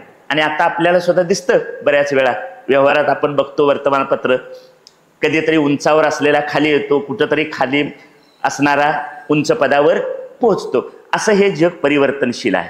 शुकदेव म्हणतात, मुनीवर जड भरतानं सांगितलेले हे विचार ऐकून राजा रहुगण पालखीतनं खाली उतरला. जड भरतांच्या पायावर त्यांनी डोकं ठेवलं, आपल्या अपराधाची क्षमा मागितली. कारण हे कशाच्या गोष्टी करतात? शरीराच्या गोष्टी करत नाहीत, तर शरीराच्या आत लपलेल्या आत्म्याबद्दल हे बोलतात. या उपाधी माझी गुप्त, चैतन्य असे सर्वगत, ते तत्वज्ञ संत स्वीकारती. उपाधी म्हणजे शरीर. या शरीराच्या आत जे तत्व आहे त्या तत्वाकडे कोण पाहतं? ज्ञानी लोक, तत्वज्ञ संत. तुम्ही आम्ही कशाकडे पाहतो? हा काळा आहे, हा गोरा आहे, हा गरीब आहे, श्रीमंत आहे, हा आमच्या पार्टीचा आहे, हा त्यांच्या पार्टीचा आहे, हा आपला आहे, हा परका आहे, अशा दृष्टीनं पाहतो. पण तत्व जाणणारे संत मात्र काय बघतात? समोर आलेल्या माणसाच्या आत असलेल्या आत्मतत्वाकडे ते पाहतात. या उपाधी माझी गुप्त, चैतन्य असे सर्वगत, ते तत्वज्ञ संत स्वीकारते. ह्याच्यामध्ये कठोपनिषद नावाचा एक उपनिषद आहे. या कठोपनिषदामध्ये अष्टावक्र आणि राजा जनक यांची एक कथा आहे. अष्टावक्र हा कहोड मुनींचा मुलगा. राजा जनकाला एकदा एक स्वप्न पडलं आणि त्या स्वप्नाचा अर्थ विचारण्यासाठी त्यानं पंचक्रोशीतल्या विद्वानांना आपल्या सभागृहात बोलवलं. तिथं त्याला पडलेल्या स्वप्नाचा अर्थ सांगायला अनेक विद्वान जमले. तसं तिथं कोण गेले होते? कहोड मुनी गेले होते. अष्टावक्र घरात होते. अष्टावक्राने आपल्या आईला विचारलं की बाबा कुठं आहेत? बाबा कुठं आहेत हे विचारल्यानंतर त्यांनी त्याला सांगितलं की ते जनक राजाच्या दरबारात गेलेले आहेत. हे सांगितल्यानंतर तुला जर वडिलांना भेटायचं असेल तर तू काय कर, तिकडे जा. म्हणून अष्टावक्र कुठे गेले? जनक राजाच्या दरबारात गेले. जनक राजाच्या दरबारात गेल्यानंतर आत सभागृहात बसले होते सगळे. अष्टावक्र तिथं पोहोचला. त्याबरोबर आतल्या सगळ्या लोकांनी बाहेर बघितलं आणि ते हसायला लागले. अष्टावक्र शब्दाचा अर्थ आहे ज्याचं शरीर 8 ठिकाणी वाकडं आहे असा. त्याच्या वाकड्या तिकड्या शरीराकडे बघून सभागृहातले लोक काय झाले? हसायला लागले. राजा जनक सुद्धा हसायला लागला. राजा जनक आणि सभागृहातले लोक हसताना बघून अष्टावक्राने सुद्धा हसायला सुरुवात केली. 2 मिनिटं हसण्याचा कार्यक्रम झाल्यानंतर राजा जनकाने अष्टावक्राला प्रश्न विचारला, तू का हसलास? या प्रश्नाचं उत्तर देताना अष्टावक्र म्हणाले, राजा, तुझ्या प्रश्नाचं उत्तर देण्यासाठी तू कोणाला बोलवलंस? विद्वानांना बोलवलंस. पण तू जरी हे म्हणत असलास की ही विद्वानांची सभा आहे, तरी मला असं वाटतं की ही सगळी चांभारांची सभा आहे. इथं सगळे चर्मकार बसलेत. का? तर तू ज्यांना विद्वान म्हणून बोलवलेलं आहेस ते सगळेजण माझ्या 8 ठिकाणी वाकले असलेल्या कातडीकडे बघताहेत. त्यांना आत लपलेलं चैतन्य दिसत नाही. या उपाधी माझी गुप्त, चैतन्य असे सर्वगत, ते तत्वज्ञ संत स्वीकारतील. आता पुढं राजा रहुगणानं जड भरताना नमस्कार केला आणि मग भरतानी राजा रहुगणाला काही उपदेशाची वाक्य सांगितली. ती अशी आहे, म्हणजे त्याच्या मनातला जो हे आहे, शंका होत्या, त्या दूर करण्यासाठी त्याने उपदेश केला. हे राजा, हा जो देह आहे, हा देह हा पृथ्वीचा एक विकार आहे. पृथ्वीचा काय आहे? विकार आहे. माझा देह पडल्यानंतर याची माती होणार आहे आणि तुझा देह पडल्यानंतर सुद्धा काय होणार आहे? माती होणार आहे. जेव्हा माती होईल तेव्हा ही राजा रहुगणाची माती आणि ही जड भरताची माती असा काय त्याच्यात फरक नाही. आपण सगळे अंतिमता कुठं आहोत? एकाच ठिकाणी आहोत. आणि म्हणून ते म्हणतात की या शरीराचा व्यर्थ अभिमान काय करू नको, बाळगू नको. ही संपूर्ण चराचरात असणारी जी भूतं आहेत, ही सगळी भूतं पृथ्वीपासून उत्पन्न होतात आणि पृथ्वीतच लीन होतात. पृथ्वी हे सुद्धा एक कार्य आहे आणि हे मायेचं कार्य आहे. परमात्मा ही एकच सत्य वस्तू आहे. परमात्मा ही एकच सत्य वस्तू आहे आणि त्यालाच भगवान म्हणतात. आणि रहुगणा, एक लक्षात ठेव, तू कितीही वैदिक कर्म केलीस, दान धर्म केलास, केवळ तप केलंस तरी महापुरुषाचा आश्रय घेतल्याशिवाय तुला मोक्ष सुखाचा, आत्मसुखाचा लाभ होणार नाही. म्हणून काय कर, महापुरुषाच्या चरणाजवळ जा. महापुरुषाच्या चरणधुळीत न्हावून निघाल्याशिवाय ते ज्ञान आपल्याला होणार नाही. म्हणून महापुरुषांच्या समुदायातच नेहमी राहावं, संतांच्या संगतीत राहावं. कारण संतांच्या संगतीत सरळ सतत भगवान श्रीकृष्णांच्या भगवंताच्या लीला गुण कर्म यांचं काय केलं जातं, गायन केलं जातं. त्यांच्या संगतीतच त्याचं श्रवण घडतं. काय सांगितलं कळलं? महापुरुषांचा सत्संग का करायचा, तर नारदांच्या पासून हे सुरू झालंय बघा सगळं. नारदांना सुद्धा महापुरुषांचा सत्संग लाभला म्हणून त्यांच्या अंतःकरणात भक्ती निर्माण झाली. तसंच जेव्हा नेहमी भगवत कथेचं श्रवण केलं जातं तेव्हा ते मुमुक्षूच्या शुद्ध बुद्धीला त्याच्या बुद्धीमध्ये भगवान वासुदेव किंवा भगवान श्रीकृष्णांना स्थिर करतं. म्हणजे भगवंताची मूर्ती, भगवंताचं ध्यान अंतःकरणात स्थिर व्हायचं असेल तर सतत त्याच्या गुण कर्म लीला यांचं कीर्तन काय केलं पाहिजे, तोंडानं केलं पाहिजे आणि कानाने ते ऐकलं पाहिजे असं सांगून शुकदेवाने ही कथा राजा परीक्षितेला सांगितली. हा स्कंद या ठिकाणी संपला. यानंतर घ्या थोडंसं. श्रीकृष्ण गोविंद हर.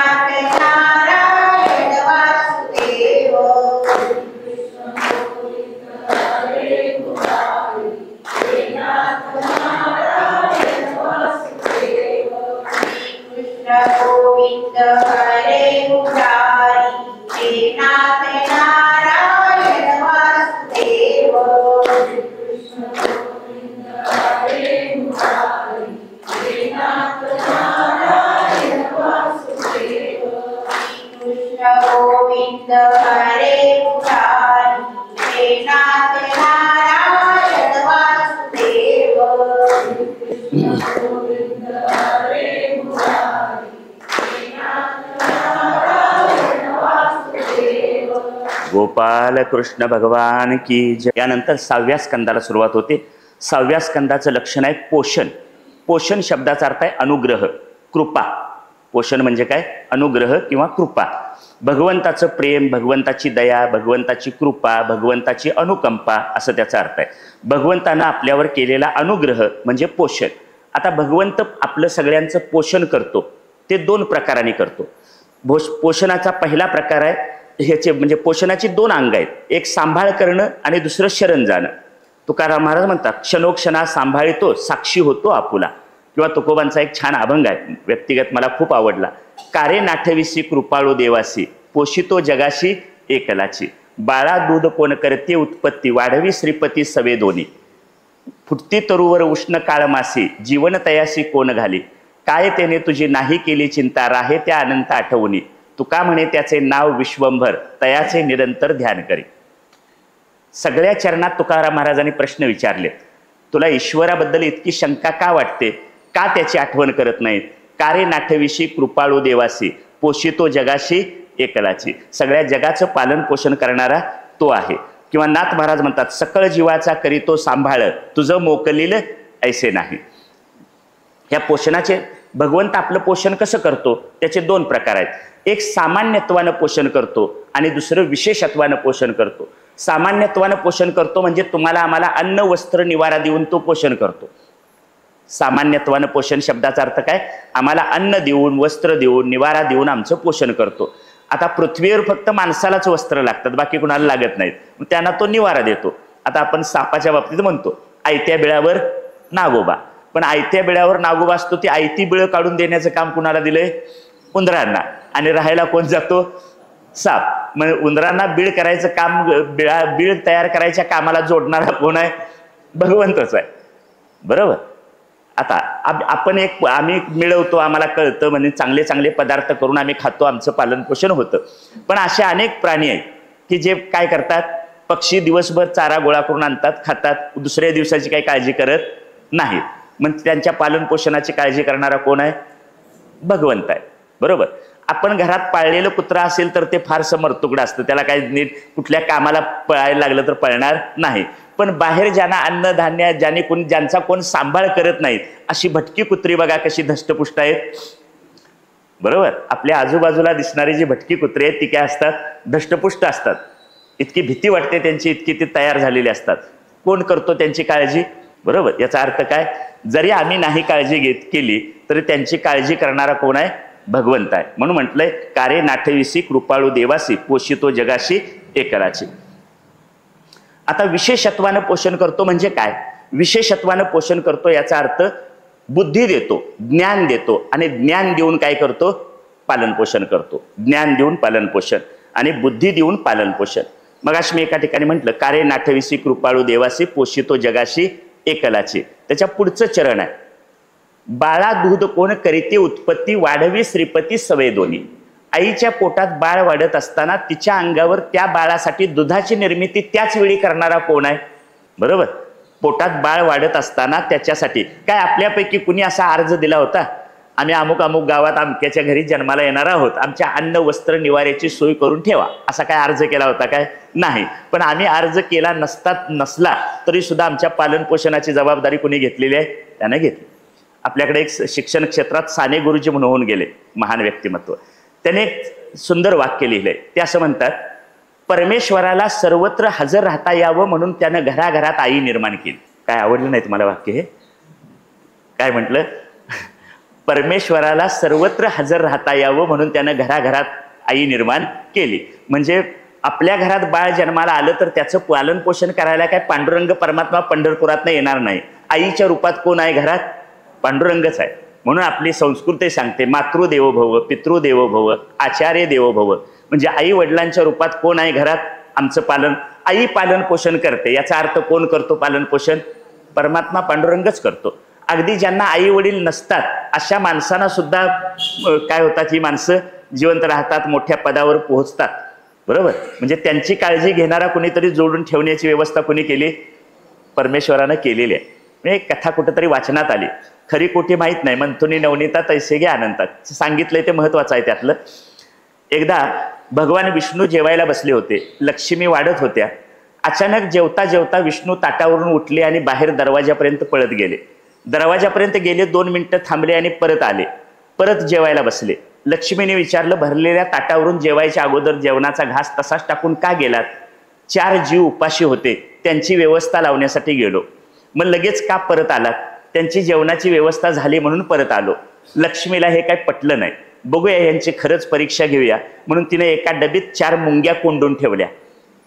4 मुंग्यांना काय केलं? एका डबीत कोंडून ठेवलं. दुसऱ्या दिवशी जेवत असताना भगवान विष्णू जेवायला बसले, जेवायला सुरुवात केली. लक्ष्मी म्हणाल्या, हे कालच्यासारखं काय झालं नाही, कारण मी 4 मुंग्या काय केलेत? कोंडून ठेवले. त्यांची यांना आठवण यायला पाहिजे होती पण आली नाही. मग त्यांचा हा खोटारडेपणा आहे असं त्यांना वाटलं. म्हणजे आज तुम्ही का उठला नाहीत? आज सुद्धा 4 जीव उपाशी आहेत. विष्णू म्हणाले, तुम्ही जेव्हा त्या मुंग्यांना कोंडून ठेवत होता तेव्हा तुमच्या कपाळावरच्या 4 अक्षता त्याच्यात पडलेत, त्यांचं जेवण झालंय. हे कळलं? चला, याला म्हणायचं अन्न वस्त्र निवारा देऊन केलेलं सामान्यत्वानं पोषण. आणि दुसरं आहे विशेषत्वानं पोषण. विशेषत्वानं पोषण म्हणजे काय? बुद्धी देऊन किंवा ज्ञान देऊन. समजा तुम्ही आपल्या घरात एक नवरा बायको 2 मुलं आणि आई वडील असे आहेत. कुठंतरी एक दिवसाच्या आपण सहलीला चाललोय. एक दिवसाच्या सहलीला चाललोय. नवरा गाडीत बसलाय, मुलं बसलेत, त्याच्या आई किंवा वडील असले तर ते बसलेत. एक व्यक्ती मात्र अजून गाडीत बसायला आलेली नाही, कारण तिचं अजून काही लवकर आवरत. काही कळतंय तुम्हाला मी म्हटलेलं? कोण असेल ती? आई. आईचं काही लवकर आवरत नाही.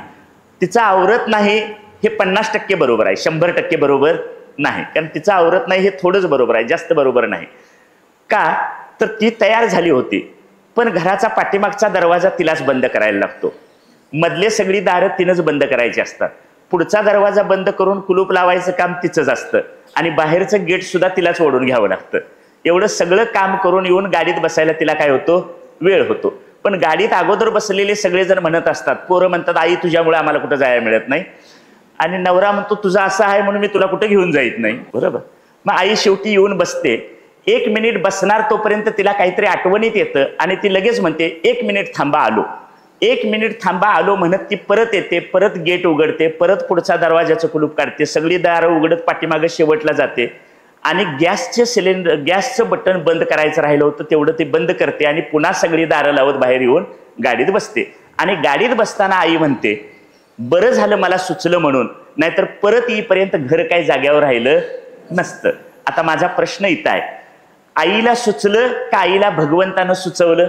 आई जरा म्हणते खरं मला सुचलं म्हणून बरं झालं, पण भगवंत पोषण करतो ते असं करतो, काय करून? बुद्धी देऊन. भगवद्गीते सांग ददामी बुद्धियोगम, माझ्या भक्ताला मी काय करतो?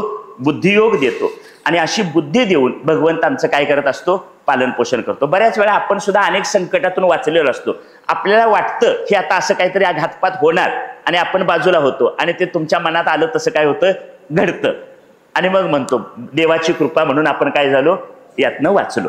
एक गाणं लागतं, अभंग लागतो रेडिओ, मागे उभा मंगेश पुढे उभा मंगेश. असा देव आपल्या मागं पुढे राहून काय करत असतो? आपल्याला सांभाळत असतो. तुकाराम महाराजांचा अभंग, जेथे जातो तेथे तू माझा सांगाती, चालविशी हाती धरुनिया.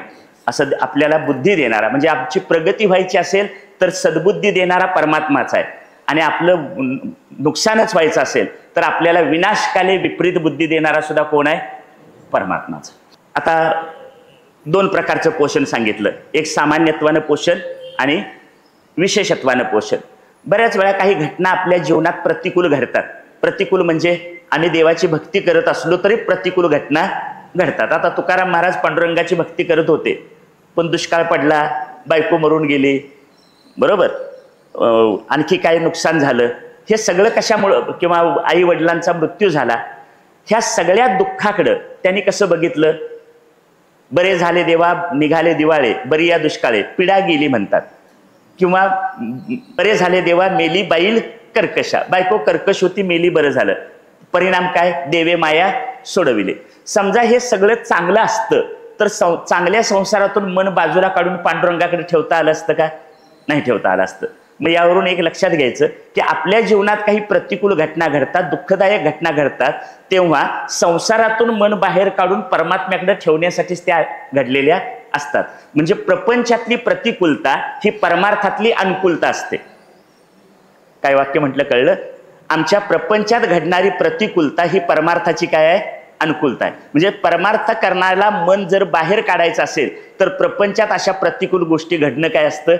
गरजेचंच असतं. पण आमचा दावा देवावर उभा दावा मांडतो आम्ही, मी तुझं एवढं करतोय, खरं तुझं काय माझ्याकडे लक्ष नाही. माझ्याकडे लक्ष म्हणजे काय? द्यायचं राहू दे, निदान हाय ते तरी व्यवस्थित ठेव. आमची जास्तीत जास्त मागणी काय? तू द्यायचं राहू दे, पण आमचं आहे ते तरी काय कर, ठेव. पण आता संसारच सगळा प्रारब्धाच्या अधीन आहे, त्यामुळे येणं आणि जाणं हे तुमच्या कशावर अवलंबून आहे? प्रारब्धावर अवलंबून आहे, बरोबर. आणि त्या गोष्टी जर आपण त्याच्यातच राहिलो तर भगवंताकडे लक्ष देणार कधी? किंवा आपलं मन परमात्म्याकडे ठेवणार कधी? तुकाराम महाराज म्हणतात, समचरण दृष्टी विटेवरी साजरी, तेथे माझी हरी वृत्ती राहो. म्हणजे तिकडून मन काढून इकडे ठेवायचं आहे. मग ते ठेवायसाठी प्रपंचातली प्रतिकूलता काय होते? कारणीभूत ठरते, बरोबर. एखादं समजा आपल्या आजूबाजूला काही फुलाची झाडं आहे, फुलाची झाडं वाढली की आपण ती तोडून काढतो. म्हणजे आता पावसाळा सुरू व्हायच्या आधी ते बेंतात किंवा छाटणी करतात. आता आपण फुलाच्या झाडाची छाटणी केली म्हणजे आम्ही काय फुलाच्या झाडाचे शत्रू आहोत काय? नाही. छाटणी कशासाठी केली? नव्यानं चांगली काय व्हावी? वाढ व्हावी. तसं आमच्या जीवनात सुद्धा पांडुरंग कधीतरी काय करतो? अशी छाटणी करतो. काय करतो? छाटणी करतो. आता छाटणी करतो म्हणजे काय करतो? एखादं मोठं आजारपण येतं, एखादं आर्थिक नुकसान होतं, ही आमची केलेली काय आहे? छाटणी आहे. पण ही छाटणी पुढच्या प्रगतीसाठी असते. समजा एक लहान मूल आहे 3-4 वर्षाचं, हे 3-4 वर्षाचं मूल गटारीत पडलं. आईचं पहिलं काम काय? आई काय मारते का त्याला? मारते, पण पहिलं काम गटारीतनं बाहेर काढायचं. गटारीतनं बाहेर काढून हात मागे ओढायचा आणि जेवढ्या ताकदीने एक तडाखा देता येईल तेवढा द्यायचा. आणि नंतर पुढचं काम काय? त्याला ओढून घरात घेऊन जायचं, आंघोळ घालायची, नवी कपडे घालायची, पुन्हा नवीन तयार करायचं आणि बाहेर पाठवायचं. आपण कशाकडे बघणार? आईनं मारलेल्या तडाख्याकडे बघणार का आईनं त्यांना पुन्हा नवीन तयार करून बाहेर खेळायला पाठवलं याकडे बघणार? तयार करून खेळायला पाठवलं याकडे बघावं. पण आमचं लक्ष कशाकडे आहे? तडाख्याकडे आहे. आम्ही सुद्धा संसाराच्या गटारीत पडलेलो असतो. आमच्याही संसाराच्या गटारीत पडलेल्या आम्हाला बकोट्याला धरून देव उचलतो आणि 2-3 तडाखे देतो. हे तडाखे कशाचे असतात? एखाद्या आर्थिक नुकसानीचे असतात, एखाद्या आजारपणाचे असतात, किंवा एखाद्या जवळच्या प्रियजनाचा मृत्यूच्या स्वरूपात असतात, एखाद्या आवडत्या प्रिय व्यक्तीच्या मृत्यूच्या स्वरूपात असतात. हे तडाखे आम्हाला काय होतात? बसतात. पण जरी हे तडाखे बसले तरी त्याची कृपा मात्र आपल्यावर असते. पुढे म्हटलंय, जे भगवंताकडून जे काम घडतं तेच काम आमच्या जीवनात संतांच्याकडून घडतं. संतान छान अभंग आहे, काय सांगू या संतांचे उपकार, मज निरंतर जागविती. काय द्यावे त्यासी व्हावे उतराई, ठेविता हा पायी जीव थोडा. सहज बोलणे हित उपदेश करुणी सायास शिकविती. तुका म्हणे वत्स धेनू वेचे चित्ती, तैसे मज येती सांभाळीत. एका अभंगात 3 शब्द आलेत, जागविती, शिकविती आणि सांभाळीती. जागवतात संत, आम्हाला जाग करतात. कशातून? अज्ञानातून जाग करतात, किंवा संसारातच डोळे झाकून राहू नका यासाठी काय करतात? जागे करतात. झोप आम्ही संसारात अडकून पडणं म्हणजे त्या संसाराच्या झोपेत राहणं, त्या झोपेतून जाग करणं किंवा अज्ञानातून जाग करणं. शिकविती, संत आम्हाला 4 प्रकारानं शिकवतात. हे शिकवण्याचे 4 प्रकार आहेत, साम, दाम, दंड आणि भेद. आता खरं तर साम, दाम, दंड, भेद हे बाहेर राजकारणात वापरले जातात, पण संत आम्हाला शिकवण्यासाठी ह्याचा उपयोग करतात. साम म्हणजे समजावून सांगणे, जडजडवणी वहिलानी ये भक्तीची वाटेला, जिया पावसी अव्यंग निजदाम माझे. बाबा रे, या संसारात अडकून पडू नको, ह्यातनं हलक्या अंगानं बाहेर पड, भगवंताची भक्ती कर, म्हणजे तुला काय होईल? आत्मसुखाचा लाभ होईल. हे समजावून सांगितलं. दाम आहे म्हणजे काही प्रलोभन दाखवायचं. दाम म्हणजे पैसे देणे. निवडणुकीत हे वापरलं जातं. आता इथं संत आम्हाला कशाचा दाम देतात? ते म्हणतात, समर्थ रामदास स्वामींचं वचन आहे, नरदेहाचे संबंधे बहुत पावले उत्तम पदे, अहंता सांडून स्वानंदे सुखी झाले. या शरीरानं अनेकांनी उत्तम पद प्राप्त केलेली आहेत. उत्तम पद म्हणजे कुठलं? तुकाराम महाराज म्हणतात, आयुष्याच्या साधने सच्चिदानंद पदवी घेणे. ह्या शरीरानं अनेकांनी सच्चित आनंदरूप ही पदवी प्राप्त करून घेतलेली आहे, असं प्रलोभन दाखवलं. दंड करतात म्हणजे काय करतात? भीती दाखवतात. दंड म्हणजे मारणे. मग देव काय मारत नाही, पण भीती कशाची दाखवतो? मृत्यू न म्हणे हा विख्यात, मृत्यू न म्हणे हा श्रीमंत, मृत्यू न म्हणे हा अद्भुत पराक्रमी. आपण जे जगामध्ये जे सगळे लोक दिसतात, हा फार प्रसिद्ध आहे, हा अद्भुत आहे, असं कुणाला म्हणत नाही. मृत्यू कुणालाही सोडित नाही. असं काय केलं? भीती दाखवण्याचं काम केलं. भेद दाखवतात. तुकाराम महाराज म्हणतात, मैत्र झाला महाबळी, कामा नये अंतकाळी. म्हणजे व्यवहारातली जी अनेक माणसं ज्यांच्या आधारानं आपण राहतो, ते मृत्यूच्या समयी कुणीही आपल्याला उपयोगाला येत नाहीत. म्हणून कुणाचा आधार घ्या? भगवंताचा आधार घ्या. म्हणजे संत आम्हाला असं साम, दाम, दंड, भेद या 4 पद्धतीने काय करतात? शिकवण्याचं काम करतात. हे मगापासूनचं जे बोलणं होतं ते हा जो 6वा स्कंद याचं लक्षण सांगितलंय पोषण या संदर्भानं होतं. आता त्यातल्या ज्या कथा येतात त्या कथांच्या संदर्भानं विचार करूया. ह्याच्यामध्ये एकूण 19 अध्याय आहेत आणि याच्यात नाम साधनेचं महत्व सांगितलंय. कशाचं महत्व आहे? नाम साधनेचं महत्व सांगतात. कृतयुग होतं म्हणजे सुरुवातीचं पहिलं, त्याला सत्ययुग असं म्हणतात. त्याच्यात ध्यानाला प्राधान्य होतं. त्रेतायुगामध्ये यज्ञाला प्राधान्य होतं. म्हणजे हे जे भागवतात सगळे यज्ञ आहेत, हा कालखंड कुठला आहे? त्रेतायुगातला आहे. द्वापार युगामध्ये पूजा सेवा याला प्राधान्य होतं. तुम्ही ते लक्ष्मी व्रताची कथा वाचता का? त्याच्यात म्हटलंय बघा, द्वापार युगामध्ये भद्रश्रवा नावाचा एक राजा राज्य करीत होता. त्यावेळी कशाला महत्व होतं? पूजेला महत्व होतं. आणि आता कलियुगामध्ये नामाला महत्व आहे. काय सांगितलं कळलं? सुरुवातीला कृतयुगामध्ये ध्यानाला प्राधान्य होतं, त्रेतायुगामध्ये यज्ञाला प्राधान्य होतं, द्वापार युगामध्ये पूजा अर्चा करण्याला प्राधान्य होतं, आणि कलियुगामध्ये आता कशाला प्राधान्य आहे? नामाला प्राधान्य आहे. आता 5व्या स्कंदाच्या शेवटला एक नरकाचं वर्णन आलंय.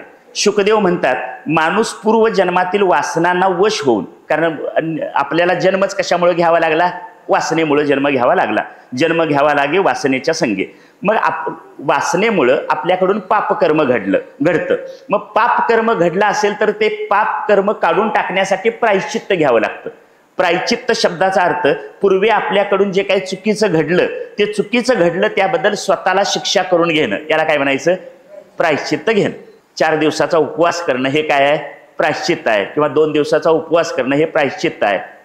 शरीराला कष्ट देणे हे प्रायश्चित्त म्हणतात. पण होतं असं, हे प्रायश्चित्त घेतलं की अंतःकरण शुद्ध व्हायला मदत होते. पण आमचं जरा उलट आहे, आम्ही प्रायश्चित्त पण घेतो आणि पुन्हा नव्यानं पाप पण करतो. काय करायचं? प्रायश्चित्त पण घ्यायचं आणि पुन्हा नव्यानं काय करायचं? पाप घ्यायचं. खरं तर आता प्रयाग स्नानाला गर्दी झाली होती. मग तिकडे गेलेले लोक सगळे कोण होते म्हणायचे? काय कळलं? ते गंगा स्नान कशासाठी केलं? आमची पापं धुवून जाऊ नयेत, धुवून जावावेत यासाठी काय केलं? गंगा स्नान केलं. तीर्थयात्रा केल्या पाप जावं म्हणून. पण गंगा स्नान तीर्थयात्रा यांनी पूर्ण पाप जात नाही. संपूर्ण पाप घालवण्याचं सामर्थ्य एका भगवंताच्या नामात आहे. कलियुगात असं पाप नाही जे नामानं जात नाही. म्हणून कशाला महत्व दिलंय? नामाला महत्व दिलंय. आपण अनेक वेदांताचे अवघड अवघड अवघड ग्रंथांचा अभ्यास करतो. मला हा ग्रंथ कळला पाहिजे, तो ग्रंथ कळला पाहिजे, तो ग्रंथ कळला पाहिजे. सगळं बरोबर आहे, पण हे सगळं वाचल्यानंतर शेवटला कळतं एक नामच खरं आहे. मग हे आधीच कळलं तर विनाकारण ह्या सगळ्याचं हे करण्यासाठी वेळ कशाला घालवला? पण आपण मोठे पंडित शास्त्राभ्यासी व्हायचं असलं तर या सगळ्याचा काय करावा लागतो? अभ्यास करावा लागतो. आणि हा सगळा अभ्यास केल्यानंतर शेवटला कळतं नामाशिवाय काय खरं नाही. नाम संकीर्तन साधन पै सोपे, जळतील पापे जन्मांतरीची. अगदी सोपं साधन आहे की या सोप्या साधनानं अनंत जन्माची पापं जळून जातात. पण एवढं सोपं साधन असलं तरी आमच्या मुखात काय येत नाही? मुखात न येण्याचं कारण बहुत सुकृताची जोडी म्हणून विठ्ठल आवडी. पुण्य जवळ नाही म्हणून मुखात नाम येत नाही. बरोबर? मग नामाचे 2 उपयोग झाले. नाम घेतल्याचा पहिला परिणाम होतो पाप जातं, आणि नाम घेतल्याचा दुसरा परिणाम पुण्य वाढतं. हरिमुखे म्हणा, हरिमुखे म्हणा, पुण्याची गणना कोण करे? 2 फायदे झाले की नाही? नाम घेतल्याचा पहिला परिणाम झाला पाप गेलं, आणि दुसरा परिणाम झाला पुण्य वाढलं. मग एवढं सोपं आहे पण मुखात येत नाही. न येण्याचं कारण आमच्याजवळ जेवढी पुण्याचा साठा, नाम येण्यासाठी जो पुण्याचा साठा पाहिजे तो नाही. नाथ महाराजांच्या जीवनातला एक प्रसंग आहे. एकदा नाथ महाराज असे उन्हाळ्याचे दिवस होते आणि एप्रिल मे महिन्याचे, आणि बाहेरून एखादं काम आटोपून आपल्या घरी चालले होते. तेव्हा त्यांना रस्त्याच्या कडेला वडर समाजाची 10-12 माणसं दगड फोडताना दिसली. भर उन्हात अंगाकडून घामाच्या धारा चाललेत आणि हे दगड फोडालेत. हे बघून नाथांचं हृदय कळवळलं आणि ते म्हणाले, इतक्या उन्हातानात काम कशाला करता? ती माणसं म्हणाली, महाराज हे पोट पाठीमागं लागलंय, पोटासाठी हे काम करावं लागतं. नाथ म्हणाले, मी तुम्हाला जेवायला वाढतो, पोटाचाच प्रश्न आहे ना, मी सोडवतो, माझ्या घरी चला. ते 8-10 माणसांना घेऊन घरी गेले. 8-15 दिवस त्यांना खायला प्यायला वाढलं. 8-15 दिवसांनी बघितलं तर हे नुसते खातात आणि झोपतात. मग नाथ महाराज म्हणाले, असं करा, मी तुम्हाला एक तुळशीची माळ आणून देतो, पोटभर जेवा, तासभर झोप घ्या, आणि नंतर उठलात की संध्याकाळी तासभर काय करा? नामस्मरण करा. त्याच दिवशी संध्याकाळी त्यांच्या म्होरक्याने मिटिंग घेतली आणि सगळ्यांनी ठरवलं, यांच्यात फुकटचं खाऊन देवाचं नाव घेण्यापेक्षा दगड फोडलेली बरी. आता पोटा पाण्याचा प्रश्न मिटला तरी नाम तोंडात आलं नाही. इथं बसलेल्यापैकी कुणाचा तरी पोटा पाण्याचा काही प्रश्न आडवा आहे काय?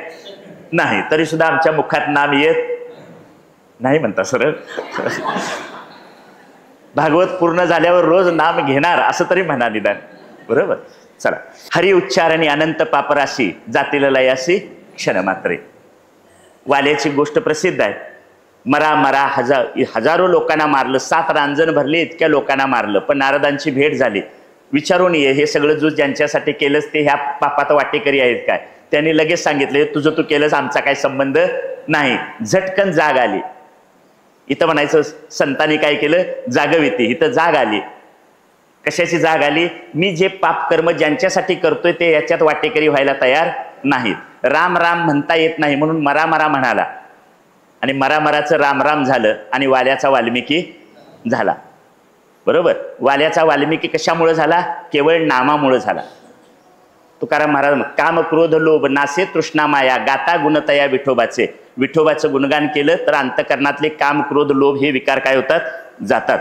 तुका आणखी एक प्रसिद्ध अभंग आहे. तुका म्हणे देह भरिला विठ्ठले, काम क्रोधे केले घर रीते. हा देह विठ्ठलाच्या नामानं भरला की अंतकरणातले सगळे विकार काय होतात? जातात. खरं तर तुकाराम महाराज कोणती इयत्ता पास झाल्याचा उल्लेख त्यांच्या चरित्रात नाही, पण एवढे 4-4.5 हजार शास्त्रार्थ सांगणारे अभंग त्यांच्या मुखातून बाहेर आले कसे? कुठली शाळा शिकले नाहीत. आज त्यांच्या अभंगावर PhD करणाऱ्यांना त्या अभंगाचे अर्थ लावता येत नाहीत. मग शाळा न शिकलेल्या तुकोबांच्या मुखातून हे अभंग बाहेर आले कसे, त्याचं उत्तर त्यांनी स्वतःच दिलंय. न कळे ते कळो येईल उगले, नामे या विठ्ठले एकाची या. न भेटे तो भेटो येईल उगले, नामे या विठ्ठले एकाची या. जे कळत नाही ते कळायला लागेल, जे दिसत नाही ते दिसायला लागेल, जे भेटत नाही ते भेटेल, ज्याचं चिंतन करता येत नाही त्याचं चिंतन करता येईल. कशामुळं? नामे या विठ्ठले एकाची या. एका विठ्ठलाच्या नामाचा हा परिणाम आहे. म्हणून नामसंकीर्तन वैष्णवांची जोडी, पापे अनंत कोडी गेली जाची, असं नामाचं महत्व यामध्ये सांगितलंय. आणि त्यासाठी अजामिळ्याची कथा येते. कान्यकुब्ज देशात अजामिळ नावाचा एक ब्राह्मण राहत होता. आता हा जो ब्राह्मण आहे अजामिळ वेदाध्ययन करायचा. आता इथं यांच्या जीवनातली एक घटना सांगितलेली अशी आहे की ह्या अजामिळानं वेदाध्ययन करणारा, अभ्यास करणारा, ब्राह्मण कुळात जन्माला आलेला असा जरी असला तरी एकदा त्याने एक चुकीचं दृश्य बघितलं.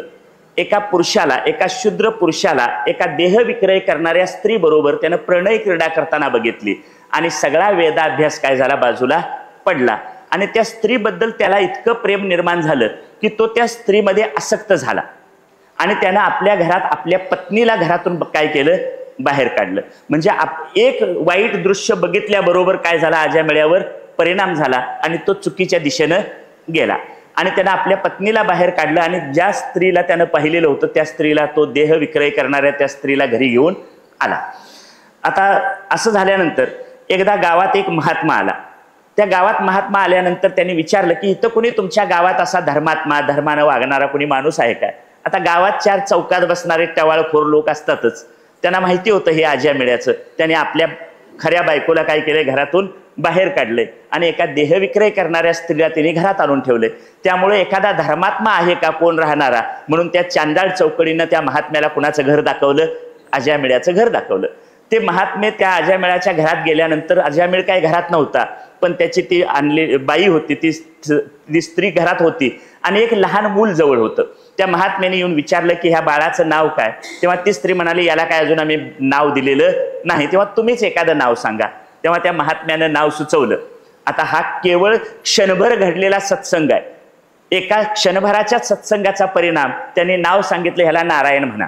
निदान त्या मुलाला नारायण नारायण असा हाक मारण्याच्या निमित्तानं काय होईल, देवाचं नाव तोंडात येईल. असं नारायण नारायण म्हणायला काय केलं, सांगितलं. नारायण म्हणायला सांगितल्यानंतर अजामिळ घरी आले. त्याला नाव नारायण ठेवल्याचं सांगितलं. नारायण मुलाचं नाव आहे हे कळल्यावर आई वडिलांनी त्याला नारायण नारायण हाक मारायला सुरुवात केली. 86-88 वर्षाचा झाला अजामिळ. मरणशय्येवर होता आणि मरणशय्येवर असताना त्याला न्यायला यमदूत आले. आता मरणाच्या क्षणी हे सगळं भान असतं, ते कोण आपल्याला न्यायला आले त्याचं. यमदूत आलेले बघून हा घाबरला आणि घाबरून त्यानं कुणाला हाक मारली, आपल्या मुलाला हाक मारली. नारायण नारायण अशी हाक मारली आणि नारायण नारायण अशी मरणाच्या क्षणी हाक मारल्याबरोबर त्याला न्यायला हरिदूत सुद्धा आले. म्हणजे हरिदूतही आले आणि यमदूतही आले. आणि मग हरिदूतांनी यमदूतांना सांगितलं की तुम्हाला ह्याला नेता येणार नाही. का? कारण त्यानं मरणाच्या क्षमयी थोडा वेळ तरी का असेना काय केलंय, भगवंताचं नाम घेतलंय, त्यामुळे त्याला तुम्हाला नेता येणार नाही. यमदूत ही परत गेले, हरिदूत ही परत गेले आणि त्यानंतर झोपेतून जागा झाल्यासारखा अजामिळ उठला. अजामिळ उठला आणि त्याला लक्षात आलं की आपल्या पाप कर्मामुळं त्याला काय करायला लागलं, भगवंताच्या नामाचा प्रभाव जाणवला आणि तो भगवंताच्या नामाचा विचार करू लागला. आणि भगवंताला आपल्याला वाचवलं. यातून मृत्यूतून कुणी वाचवलं, भगवंतानं. सांभाळ येते, पोषण, सांभाळ मगाचा विषय झालेला. मग अशा प्रकारे भगवंतानंच आपल्याला सांभाळलं. हे कशामुळं घडलं तर म्हणजे मृत्यूला एकदा सामोरं जाऊन आल्यानंतर त्याचे पूर्वजन्मी त्यानं जो केलेला अभ्यास होता आजपर्यंत चालत आलेला, तो अभ्यास काय झाला, त्याच्या पूर्व अभ्यासाची स्मृती जागी झाली. म्हणून इथं सतत भागवतातल्या एक कथा सांगतात की परमार्थाच्या दिशेनं तुम्ही जेवढी वाटचाल केली असेल ती कधीही वाया जात नाही, वाया न वचे. म्हणजे परमार्थाच्या दिशेनं तुम्ही टाकलेलं एकही पाऊल वाया जात नाही, त्याचा कधी ना कधीतरी काय होतो, उपयोग होतो. या अजामिळ्यानं जुना जो वेदाध्ययन केलेलं होतं, जो अभ्यास केला होता, त्या अभ्यासाचा काय झाला, परिणाम झाला. पूर्व संस्कार जागे झाले.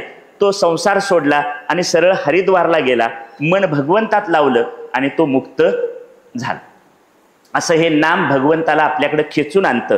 कारण परमात्म्याच्या नामात परमात्म्याची शक्ती आहे. परमात्म्याच्या नामात काय आहे, परमात्म्याची शक्ती आहे. आणि भगवंताच्या नामानं नष्ट होत नाही असं पाप आता पृथ्वी तलावर सुद्धा नाही. म्हणून नामाचं महत्व सांगताना म्हणतात ज्ञानेश्वर महाराज, परितयापाशी पांडवा मी हरपला गिवसावा, जेत नाम घोष बरवा करीती माझा. किंवा आणखी एक ओवी आहे, कृष्ण विष्णू हरी गोविंद या नामाचे निखिल प्रबंध, माझी आत्मचर्चा विशद उदंड गाती. आणि भगवान श्रीकृष्ण तर नाम जप यज्ञ ही माझी विभूती आहे म्हणतात. नाम जप यज्ञ तो परम, बाधू न शके स्नानादी कर्म, नामे पावन धर्माधर्म, नाम परब्रह्म वेदार्थ. असं नामाचं महत्व सांगितलेलं आहे. म्हणजे भगवंत आणि भगवंताचं नाम हे एकमेकापासून वेगळे नाहीत. शास्त्रीय वाक्य आहे त्याला, नाम आणि नामी यांचा अभेद असतो. पुढं यानंतर एक दुसरी कथा येते, इंद्र आणि वृत्रासुराची कथा. एकदा इंद्रदेवानं अभिमानानं काय केलं की आपले गुरु, इंद्राचे गुरु बृहस्पती हे सभेत आले, पण सभेत आल्यानंतर आपल्या गुरूंच्याकडे दुर्लक्ष केलं. दुर्लक्ष करून आपल्या गुरूंचा काय केला, अपमान केला. हा अपमान झाल्याबरोबर बृहस्पती काहीही न बोलता निघून गेले. पण निघून गेल्याचा परिणाम म्हणजे गुरु रागानं गेल्याचा परिणाम काय झाला, इंद्र हा देवांचा राजा, देवतांची शक्ती कमी झाली आणि असुरांची शक्ती वाढली. आता देवतांची म्हणजे इंद्र हा त्यांचा राजा, त्यामुळे इंद्राची शक्ती घटली आणि असुरांची शक्ती वाढली. मग इंद्र असुरांचे जे राजे होते विश्वरूप यांच्याकडे गेले. विश्वरूपाने काय केलं, इंद्राला आपल्याकडचं एक नारायण कवच म्हणून दिलं आणि ते धारण करून इंद्र असुरांशी लढायला लागला.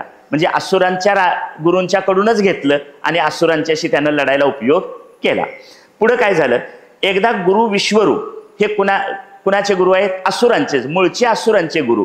पण एकदा गुरु विश्वरूप हे यज्ञात आहुती देताना देवदेवतांना आहुती देत होते आणि तशीच ती असुरांना सुद्धा देत होते. मग आपल्याकडे राहून हे असुरांना सुद्धा आहुती देतात याचा राग आला इंद्राला. आणि इंद्राला राग आल्यावर त्यांनी विश्वरूपाचं डोकं उडवलं. विश्वरूपाचे वडील त्वष्टा यांना त्याचा फार राग आला आणि त्यांनी इंद्राला मारण्यासाठी एक यज्ञ केला. पण यज्ञ करत असताना जे मंत्र म्हणायचे असतात त्या मंत्र म्हणण्यात एक चूक झाली, तेव्हा त्याच्यातून एक भयंकर प्राणी उत्पन्न झाला, त्याचं नाव आहे वृत्रासूर. मंत्र म्हणायला चुकल्यामुळं कोणत्या असुराचा जन्म झाला, वृत्रासुराचा जन्म झाला. तो इतका भयंकर होता की सगळे देव घाबरून गेले, व्याकुळ झाले, आता काय करायचं. त्यामुळं त्यांनी भगवंताचा सल्ला घेतला की ह्या वृत्रासुराच्या तावडीतून आपण वाचायचं कसं. भगवंताच्या सल्ल्यानं ते सर्वजण दधीची ऋषींच्याकडे गेले. कारण भगवंतांनी त्यांना सांगितलं होतं तुम्ही दधीची ऋषींच्याकडे जावा आणि त्यांच्या अस्थी मागून घ्या. दधीची ऋषींच्या अस्थी मागून घ्या आणि त्याचं एक वज्र तयार करा. वज्र म्हणजे शस्त्र तयार करा. त्या शस्त्रानंच काय होईल, तुम्हाला वृत्रासुराला मारता येईल. वृत्रासुराशी लढाई करायची असेल, वृत्रासुराला मारायचं असेल तर तुम्हाला दधीची ऋषींचे अस्थी आणावे लागतील. मग हे देवच सगळेजण मिळून कुणाकडे गेले, दधीची ऋषींच्याकडे गेले. ते तप करणारे होते. दधीची ऋषींना म्हणाले हे बघा आम्हाला अशी अशी अडचण आहे, वृत्रासुराचा वध करायचा असेल तर तुमच्या अस्थींची गरज आहे आणि तुम्हाला तर ठाऊक आहे हे शरीर म्हणजे मी नाही. मग आता शरीर असलं काय नाही नसलं काय, ह्यात स्वार्थ बघा. म्हणजे तुम्ही मरायला तयार व्हा, तुम्ही मेलात तरी चालेल पण तुमची हाडं काय करा आम्हाला द्या. असे हे देव सुद्धा स्वार्थी होते सगळे. त्यांनी अस्थींची मागणी केली आणि त्यांनाच तत्वज्ञान सांगितलं देह म्हणजे काय आपण नाही.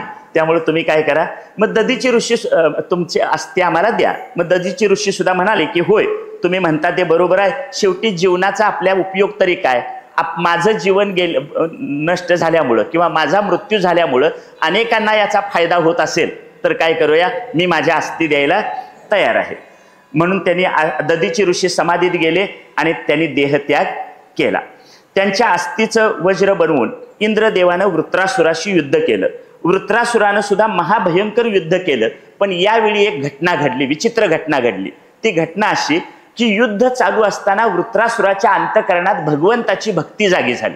युद्धाच्या प्रसंगी युद्ध सुरू असताना वृत्रासुराच्या अंतःकरणात भगवंताचं स्मरण झालं आणि भगवंताची भक्ती त्याच्या अंतःकरणात काय झाली, निर्माण झाली. ही भगवत भक्ती प्रगट झाली तेव्हा तो भगवंताची प्रार्थना करू लागला आणि वृत्रासुर इंद्राला म्हणाला तू मला ठार मारलंस तरी चालेल पण मी काय आता तुला प्रतिकार करणार नाही. दोघांचं घनघर युद्ध झालं आणि वृत्रासुराचा मृत्यू झाला. पण वृत्रासुराचा मृत्यू व्हायच्या अगोदर त्याच्या अंतःकरणात भक्ती निर्माण झाली आणि युद्ध प्रसंगी सुद्धा त्यानं भगवंताचं चिंतन केलं.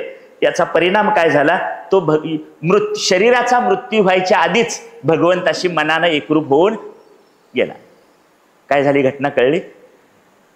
इंद्राने त्याचं शरीराचा मृत्यू करायच्या अगोदरच वृत्रासुराच्या अंतःकरणात भक्ती निर्माण झाली, भगवंताचं स्मरण झालं आणि शेवटच्या क्षणी भगवंताचं स्मरण झाल्याचा परिणाम तो भगवंताशी एकरूप होऊन गेला. आता लगेच राजा परीक्षितीनं शुकदेवांना प्रश्न विचारला, तो असा की या वृत्रासुराच्या अंतःकरणात अचानक भक्ती कशी काय प्रगट झाली? तुम्हाला सुद्धा असा प्रश्न पडला असेल की असं कसं काय घडलं, युद्ध चालू असताना अचानक भक्ती कशी निर्माण झाली? तर त्याची एक कथा अशी आहे. वृत्रासूर हा पूर्वजन्मीचा राजा चित्रकेतू होता. चित्रकेतू नावाचा राजा होता आणि त्यानं जे तप केलं त्या तपाद्वारे त्याला विद्याधर लोक प्राप्त झाला होता आणि तिथून तो फिरत फिरत एकदा कैलास पर्वतावर गेला. तेव्हा कैलास पर्वतावर गेल्यावर या चित्रकेतूला असं दृश्य दिसलं की पार्वती ही शंकरांच्या मांडीवर बसलेली आहे. अंकावर म्हणजे मांडीवर. पार्वती शंकरांच्या मांडीवर बसलेली आहे हे बघून या हा जो चित्रकेतू, या चित्रकेतूला हसायला आलं. चित्रकेतूला हसलेलं बघून पार्वतीला त्याचा काय झाला, अपमान वाटला आणि पार्वती देवीला राग आला आणि त्यांनी शाप दिला की तू असुर होशील. तू कोण होशील? असुर होशील असा शाप दिला.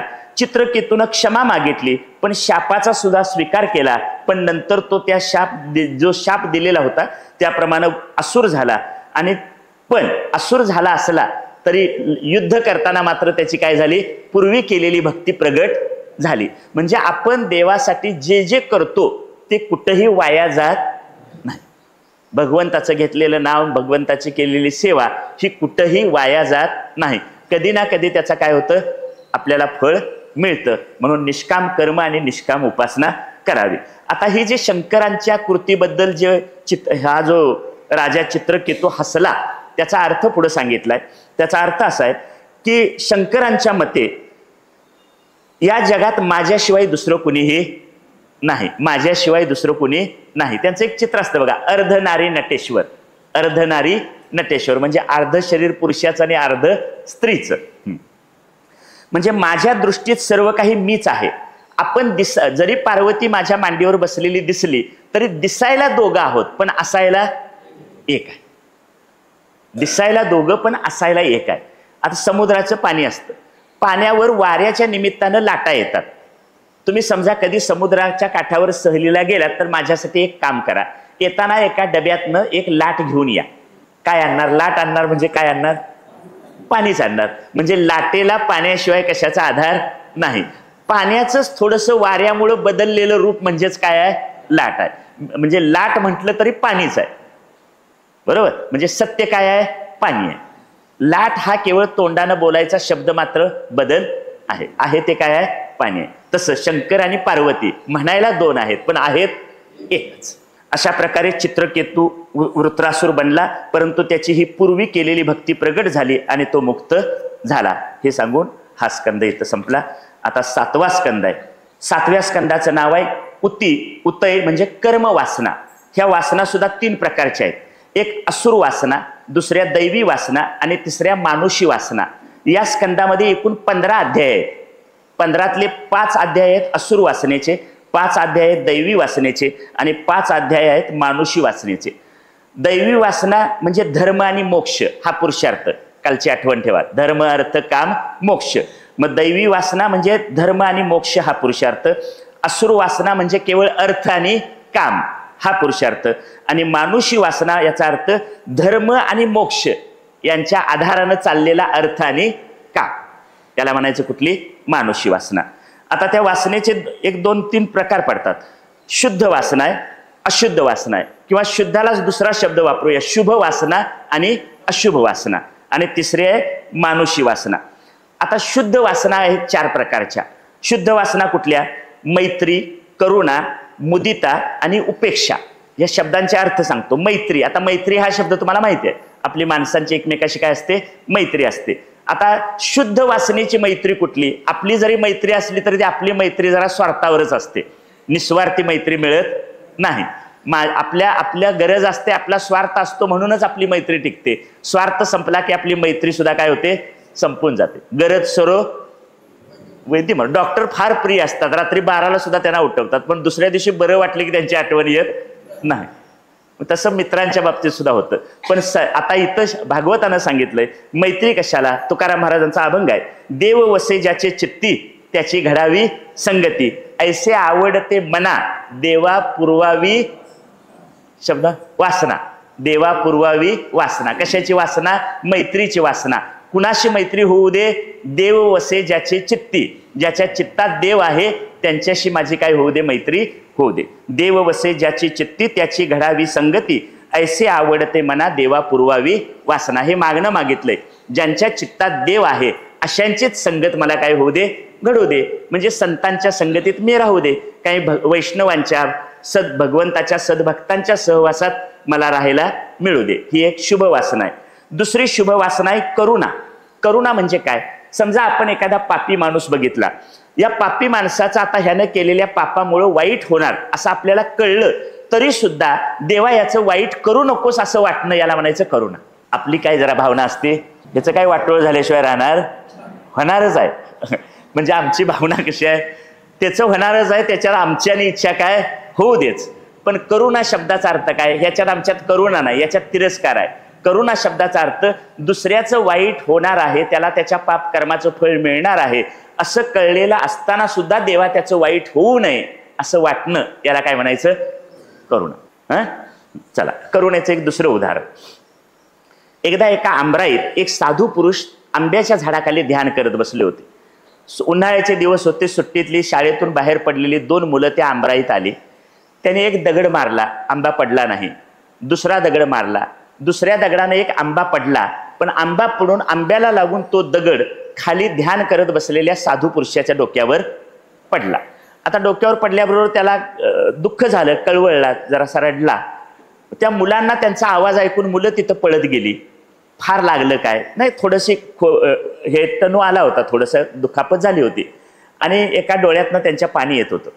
मग त्यांनी, आता मुलं घाबरली, आता हे आपल्या घरी कळलं तर आपली काही धडगत नाही. मग मुलं त्यांची गयावया करू लागली, का रडायला लागलाय तुम्ही? फार लागलेलं तर काय दिसत नाही, मग का रडायला लागलाय?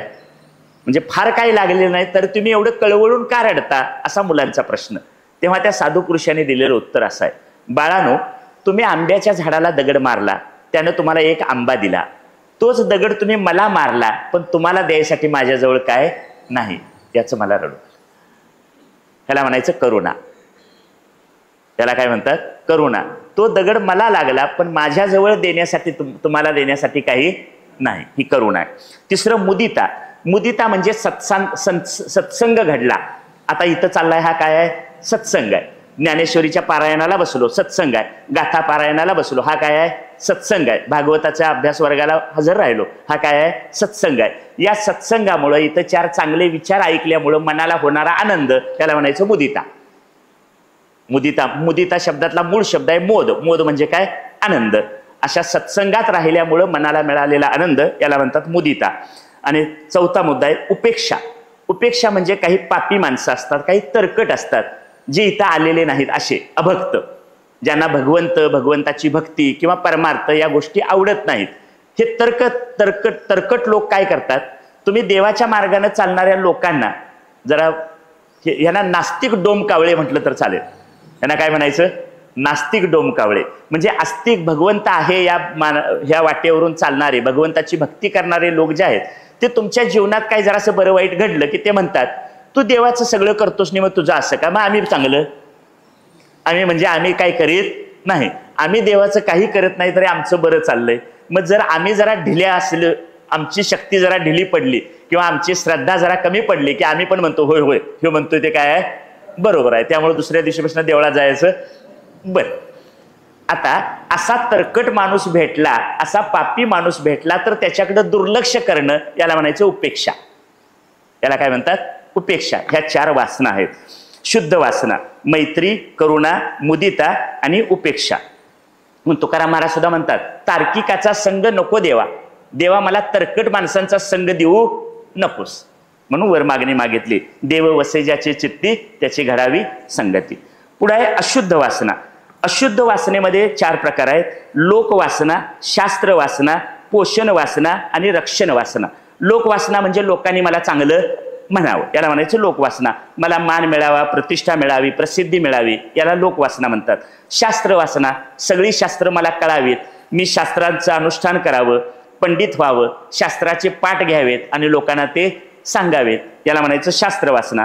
पोषण वासना इथं बसलेल्या सगळ्यांना आहे, जरी ह्या वरच्या दोन नसल्या, लोकवासना आणि शास्त्रवासना जरी नाही तरी पोषण वासना मात्र आहे. म्हणजे कसे, चांगलं चांगलं करून काय करायचं, खायचं. चांगलं चांगलं करून कशासाठी खायचं, शरीराचं पोषण व्हावं म्हणून.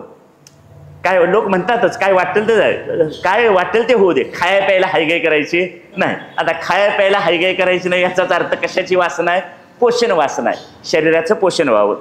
आणि दुसरी एक रक्षण वासना आहे, ही सुद्धा आपल्या सगळ्यांच्याकडे आहे. त्यामुळं आपण अगदी नवी आधुनिक घरं बांधलेत की ढास सुद्धा आमच्या घरात येता कामा नाही, कारण ढास जरी आला तरी आम्हाला मलेरिया होईल. मग त्या ढासापासून आमचं काय झालं पाहिजे, रक्षण झालं पाहिजे. घरात कुठूनही मुंग्या येता कामा नाहीत, घरात कुठं साप यायला सापाला वाट असता कामा नाही. इतकी हे सगळे घराच्या आजूबाजूला आपण तटबंदी करून घेतो की आपल्या घरात आपल्याला कुणापासूनही त्रास होता कामा नाही. आपण शेवटी आपण काय करायचं, आपल्याला शरीर सांभाळायचं आहे, म्हणून शरीराचं रक्षण, शरीराचं रक्षण करण्याची भावना, याला म्हणायचं ही असुरी वासना आहे. म्हणजे आम्ही कोण आहे, मी म्हणाय नाही, इथं सांगितलंय आपण सगळे कोण आहे, असुर. असुर शब्दातला मूळ शब्द आहे असू. असू म्हणजे देहात रमणारा, म्हणजे देहाचं पालन पोषण करणारा आणि परोपरीनं देह सांभाळणारा. परोपरीनं देह सांभाळणार. जरा काहीतरी झालं की लगेच कुठं जायचं, दवाखान्यात. त्यातल्या त्यात येता मुरगुडात नाही दाखवायचं, डायरेक्ट कोल्हापूरला. का तर उगीच लहान सहान आजार अंगावर काढायचा नाही. त्याचं जरासं उगीच ताप आल्याचं निमित्त झालं नाही, तो गेला, तेव्हा आपलं काही तसं होता कामा नाही. ही कशाची वासना आहे, रक्षण वासना, म्हणजे पोषण आणि रक्षण. आता हे सगळं आधी का सांगितलं असेल, पुढं जो कथा येणार आहे हिरण्यकशिपूची, ती त्यासाठीच आहे. हिरण्यकशिपू काय म्हणतो, देवा तुझ्या राज्यात, तुझ्या सृष्टीत जे जे काही निर्माण केलं आहेस त्यातल्या कुणाकडनं मला मृत्यू येता कामा नाही, अशी मागणीच आहे त्याची. हे सगळ्या पुढच्या कथेचं पाठीमागचं सुतोवाच आहे, बीज आहे त्याच्यामध्ये. चला, आता ह्या ज्या आपल्या कर्माच्या वासना आहेत, हा कर्म वासना म्हणजेच कर्माचा बंध, हा सगळा अज्ञानाचा परिणाम आहे. म्हणून कर्म वासनांचा त्याग करण्यासाठी आपण काही सद्गुणांची जोपासना करण्याची गरज आहे. अगदी पुढं मानुषी वासनेचं वर्णन सांगताना म्हणतात, गृहस्थाश्रमात राहून सुद्धा आपण भगवंताची प्राप्ती करू शकतो. इथं आपण सगळे गृहस्थाश्रमी आहोत. मग गृहस्थाश्रमी माणसानं काय करावं भगवंताच्या प्राप्तीसाठी, असा पुढे एक प्रश्न विचारलाय. त्याचं उत्तर सांगतात, अगदी सोपी उत्तर आहे. काय करू भगवंतासाठी, भगवंताच्या प्राप्तीसाठी काय करू? त्याचं पहिलं उत्तर, बसून राहा, फक्त भगवंतासाठी बसलोय असं समजा. ठाईचं बैसोनी करा एकचित्त. पुढं, उभे राहा, फक्त भगवंतासाठी उभा राहिलोय असं समजा. देवाची द्वारी उभा क्षणभरी. संसार करा, फक्त संसार भगवंतासाठी करतोय असं समजा. असोनी संसारी वेगू. म्हणजे गृहस्थाश्रमी माणसाला सुद्धा भगवंताची प्राप्ती करून येण्याचे, बसायचं झालं भगवंतासाठी, उभा राहायचं झालं भगवंतासाठी, प्रपंच करायचा झाला भगवंतासाठी.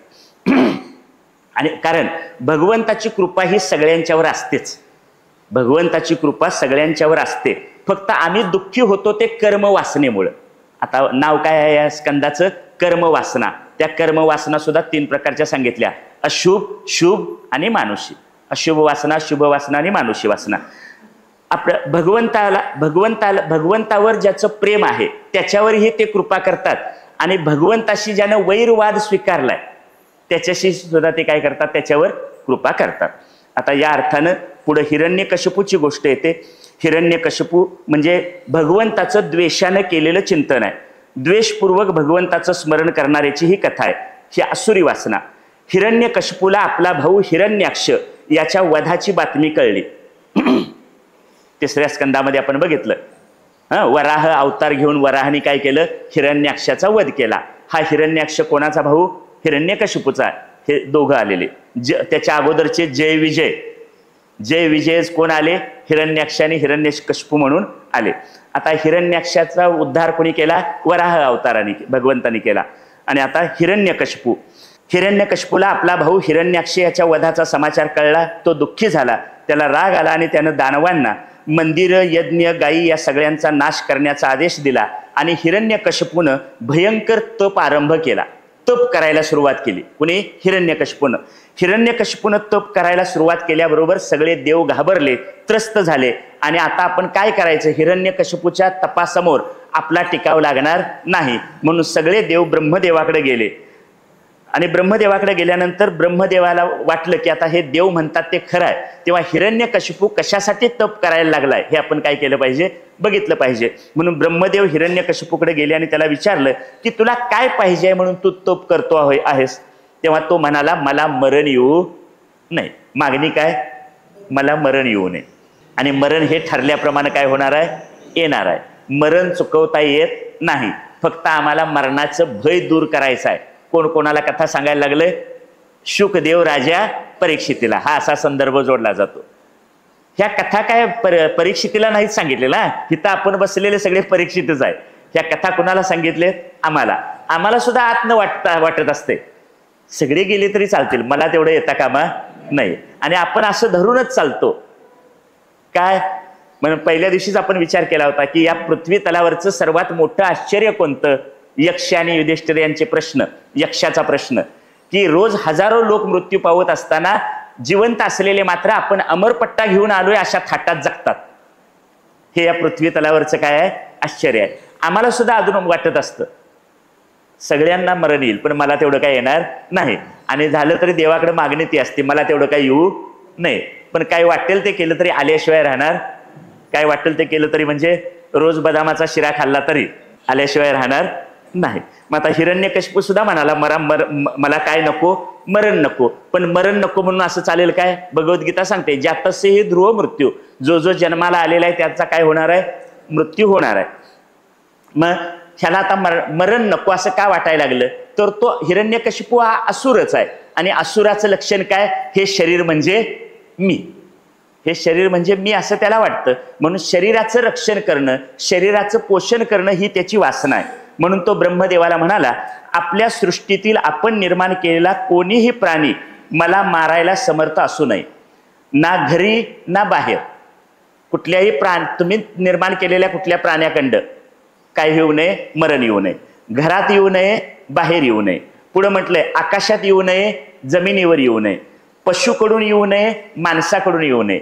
शस्त्रानं नको, अस्त्रानं नको. ब्रह्मदेव म्हणाले तथास्तु. ठीक आहे, तुला एवढंच पाहिजे ना? म्हणजे आता ह्यातनं पुन्हा आणि काय करायचा? मार्ग वेगळा काढायचा आहे. पुढं तथास्तु म्हणाले. इथं आपण काय केलंय? हिरण्यकशिपूनं आपण सतत जिवंत राहावं अशा प्रयत्नात आहे तो. म्हणून तो म्हणतो की मरण नको. आता इकडे घटना अशी घडली, हिरण्यकशिपू तप करायला गेल्याची संधी साधून इंद्र हिरण्यकशिपूची पत्नी कयाधू हिला घेऊन जात होता. पण ती गर्भवती होती. तेव्हा तिथं नारद भगवान आले आणि ते म्हणाले, मी माझ्या आश्रमात हिला घेऊन जातो, कारण हिच्या गर्भात असलेला मुलगा महाभागवत आहे. बरोबर? तिला दिती आणि आदिती कश्यप ऋषी शाप दिला, तुझ्या पोटी असुर जन्माला येतील आणि तेव्हा त्यांना मारायला भगवंत अवतार घेऊन येतील. त्यातला हिरण्याक्षाचा वध केला. आणि दुसरा वर सांगितला होता, जरी असुर जन्माला आले तरी एकाच्या पोटी महान भागवत भक्त जन्माला येईल. हिच्या गर्भात असलेला मुलगा महाभागवत आहे. तिनं मुलाला जन्म दिला, त्याचं नाव प्रल्हाद. आता हा जो प्रल्हादाचा जन्म घडला त्याच्या अगोदरची एक घटना इथं वाचनात आलेली अशी आहे. हा हिरण्यकशिपू आणि त्याची पत्नी कयाधू असं एकदा रस्त्यानं चालले होते. आणि रस्त्यानं जात असताना मध्ये वाटेत एक दगड आडवा आला. हिरण्यकशिपूनं त्या दगडाकडे बघितलं, तो हसला आणि त्यानं दगडाला पायाची ठोकर मारली आणि दगड वाटेतून बाहेर घालवला. हे कयाधूनं बघितलं. कयाधूनं बघितलं आणि चालता चालता पुढं जाऊन तिनं हिरण्यकशिपूला प्रश्न विचारला की तुम्ही वाटेतल्या दगडाला लात मारली आणि हसलात का? हिरण्यकशिपू काही बोलला नाही.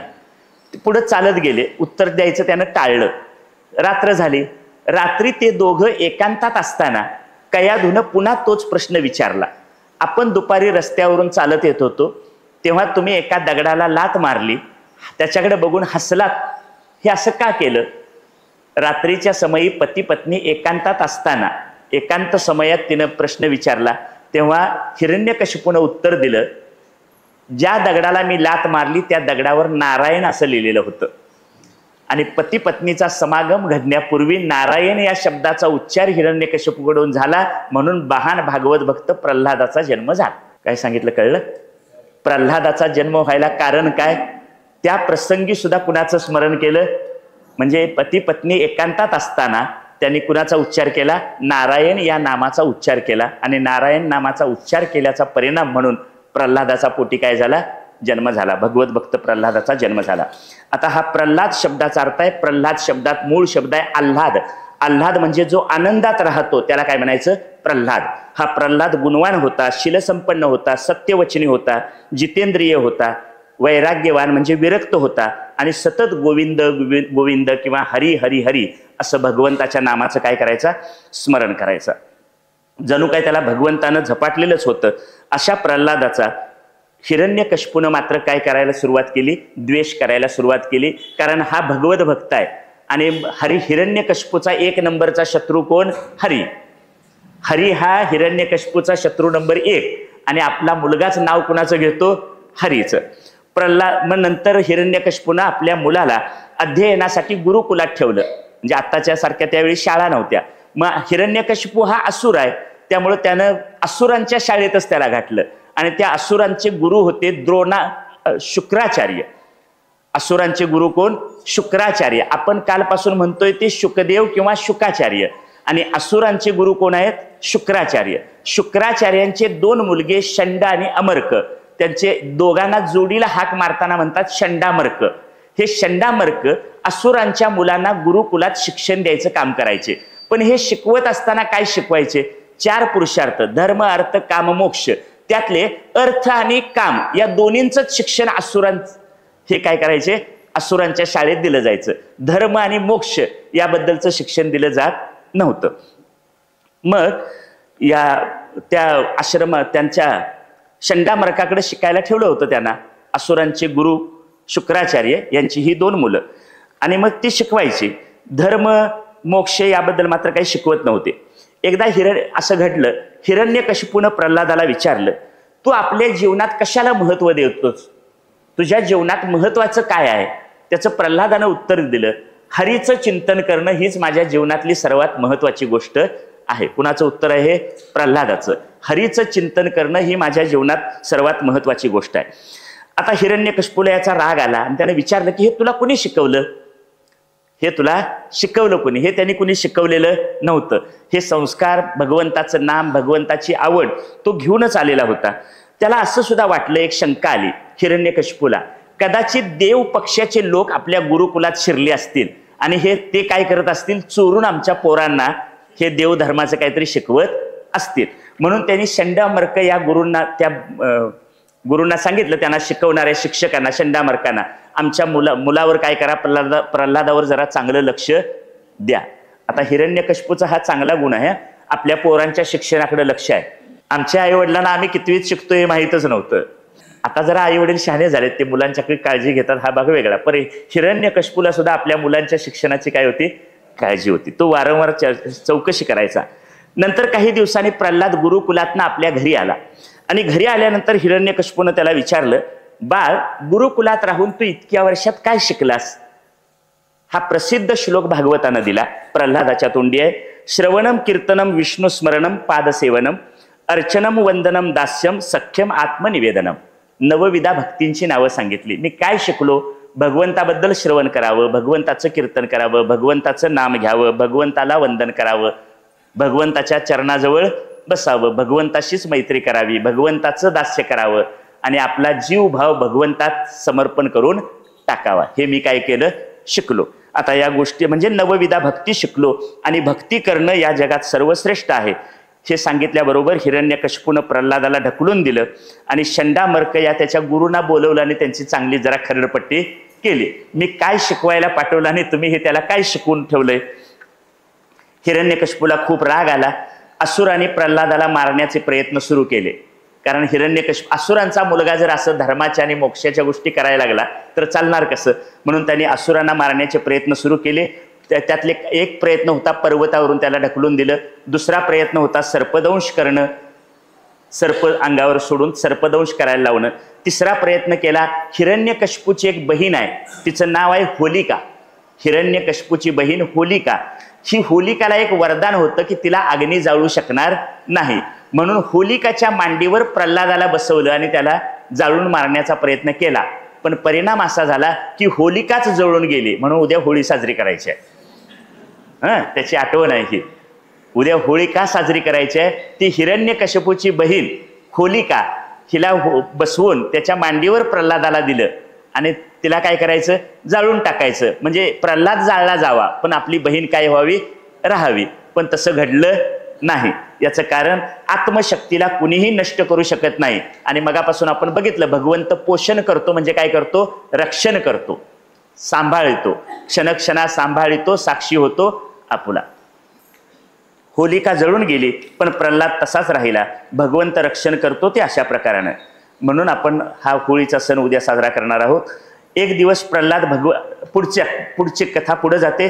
एक दिवस प्रल्हाद भगवंताची स्तुती करत होते. भगवंताची स्तुती करताना हिरण्यकश्यपूने ऐकलं आणि त्याला राग आला आणि त्यानं प्रल्हादाला विचारलं, ज्या भगवंताचं नामस्मरण करतो आहेस तो भगवंत आहे तरी कुठं? प्रल्हादानं उलटा प्रश्न विचारला, तो कुठं नाही ते तुम्ही मला सांगा.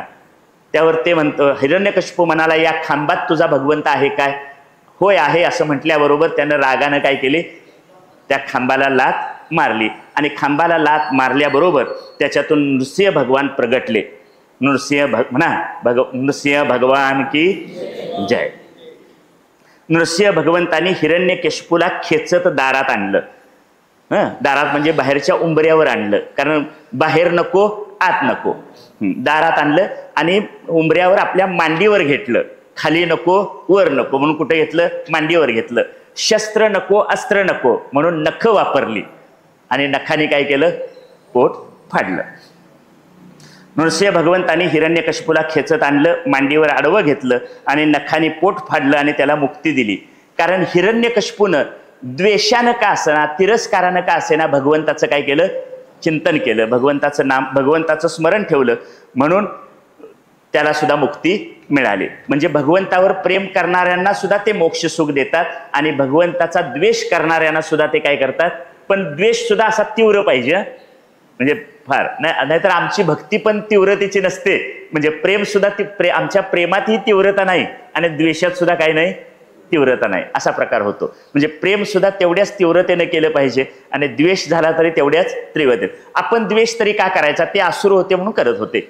मगाशी आपण कारे नाठविसी कृपाळू देवासी, पोषितो जगाशी एकलाशी, बाळा दूध कोण करीते उत्पत्ती, वाढवी श्रीपती सवे दोन्ही, काय त्याने तुझी नाही केली चिंता, राहे त्या अनंत आठवणी. तुमची काय भगवंतानं काळजी केली नाही काय? केली का नाही? बुद्धी नावाची केवढी मोठी देणगी दिली माणसाला. सगळ्यात सर्वश्रेष्ठ देणगी माणसाला भगवंतानं कुठली दिली असेल तर बुद्धी. ज्या बुद्धीच्या जोरावर काय करता येतं? भगवंताला जाणून घेण्याची सोय आहे. म्हणून सर्वात मोठी देणगी दिली बुद्धीची, बरोबर. या डोळ्याने पाहता येतं, दिली इंद्रिये, हात पाय कान डोळे मुख. मगाशी सांगितलं डोळ्याने पाहता येतं. मला वाटतं परवा इथं आपण प्रवचनात चर्चा केली, चिंतन केलं त्याचं. ह्या डोळ्याच्या पापण्या आहेत. आम्हाला अनेक प्रकारचे आजार माहिती आहेत, पण एक आजार मी बघितलेला सांगतो. एका माणसाच्या डोळ्याच्या पापण्या खाली पडल्या की वर उठत नाहीत. कल्पना करा, नुसती तुमची पापणी खाली पडली आणि वर उठली नाही तर काय होईल? आता उचला म्हणतील, बरोबर. याचा अर्थ डोळ्यांच्या पापण्यांची उघडझाप होण्याची सत्ता सुद्धा कोणाची आहे? त्याची आहे. आपण रात्री झोपलेलो असतो, एखादा पिऊन बेशुद्ध पडलाय किंवा रात्रीची 4 तासाची गाढ झोप लागलेली आहे किंवा डॉक्टरांनी ऑपरेशन करायला भूल दिलेली आहे. आपला श्वास आत घ्यायला आणि बाहेर सोडायला कोण जागं राहतं? आता जाऊन पोटभर जेवणार आहात आणि झोपणार आहात, खाल्लेलं पचवायला कुणी जागं राहायचं आहे? काय त्याने तुझी नाही केली चिंता. बरोबर आहे का चूक आहे ना? एका नवऱ्यानं आपल्या बायकोला नथ घेतली, नवीनच घेतली नथ, काहीतरी बोनस मिळाल्यावर.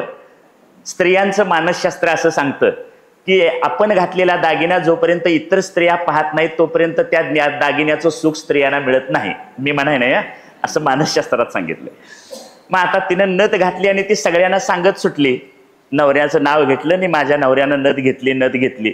असं आपल्या नवऱ्याचं नाव घेऊन नथ घेतली असा गुणगौरव करणाऱ्या स्त्रीकडे कबीरांचं लक्ष गेलं आणि कबीराने एक दोहा लिहिला, जिस यार ने नथ दी उसे स्मरे बार बार, जिस यार ने नाक दी उसे भूल गई गवार. ज्या नवऱ्यानं नथ दिली त्याचं नाव सगळ्या जगाला सांगत सुटली, पण ज्यानं नाक दिलं त्याची आठवण काढत नाही, बरोबर. माझ्या एका मित्राची आई 80 वर्षाची आहे, फक्त 5 दात शिल्लक होते तोंडात.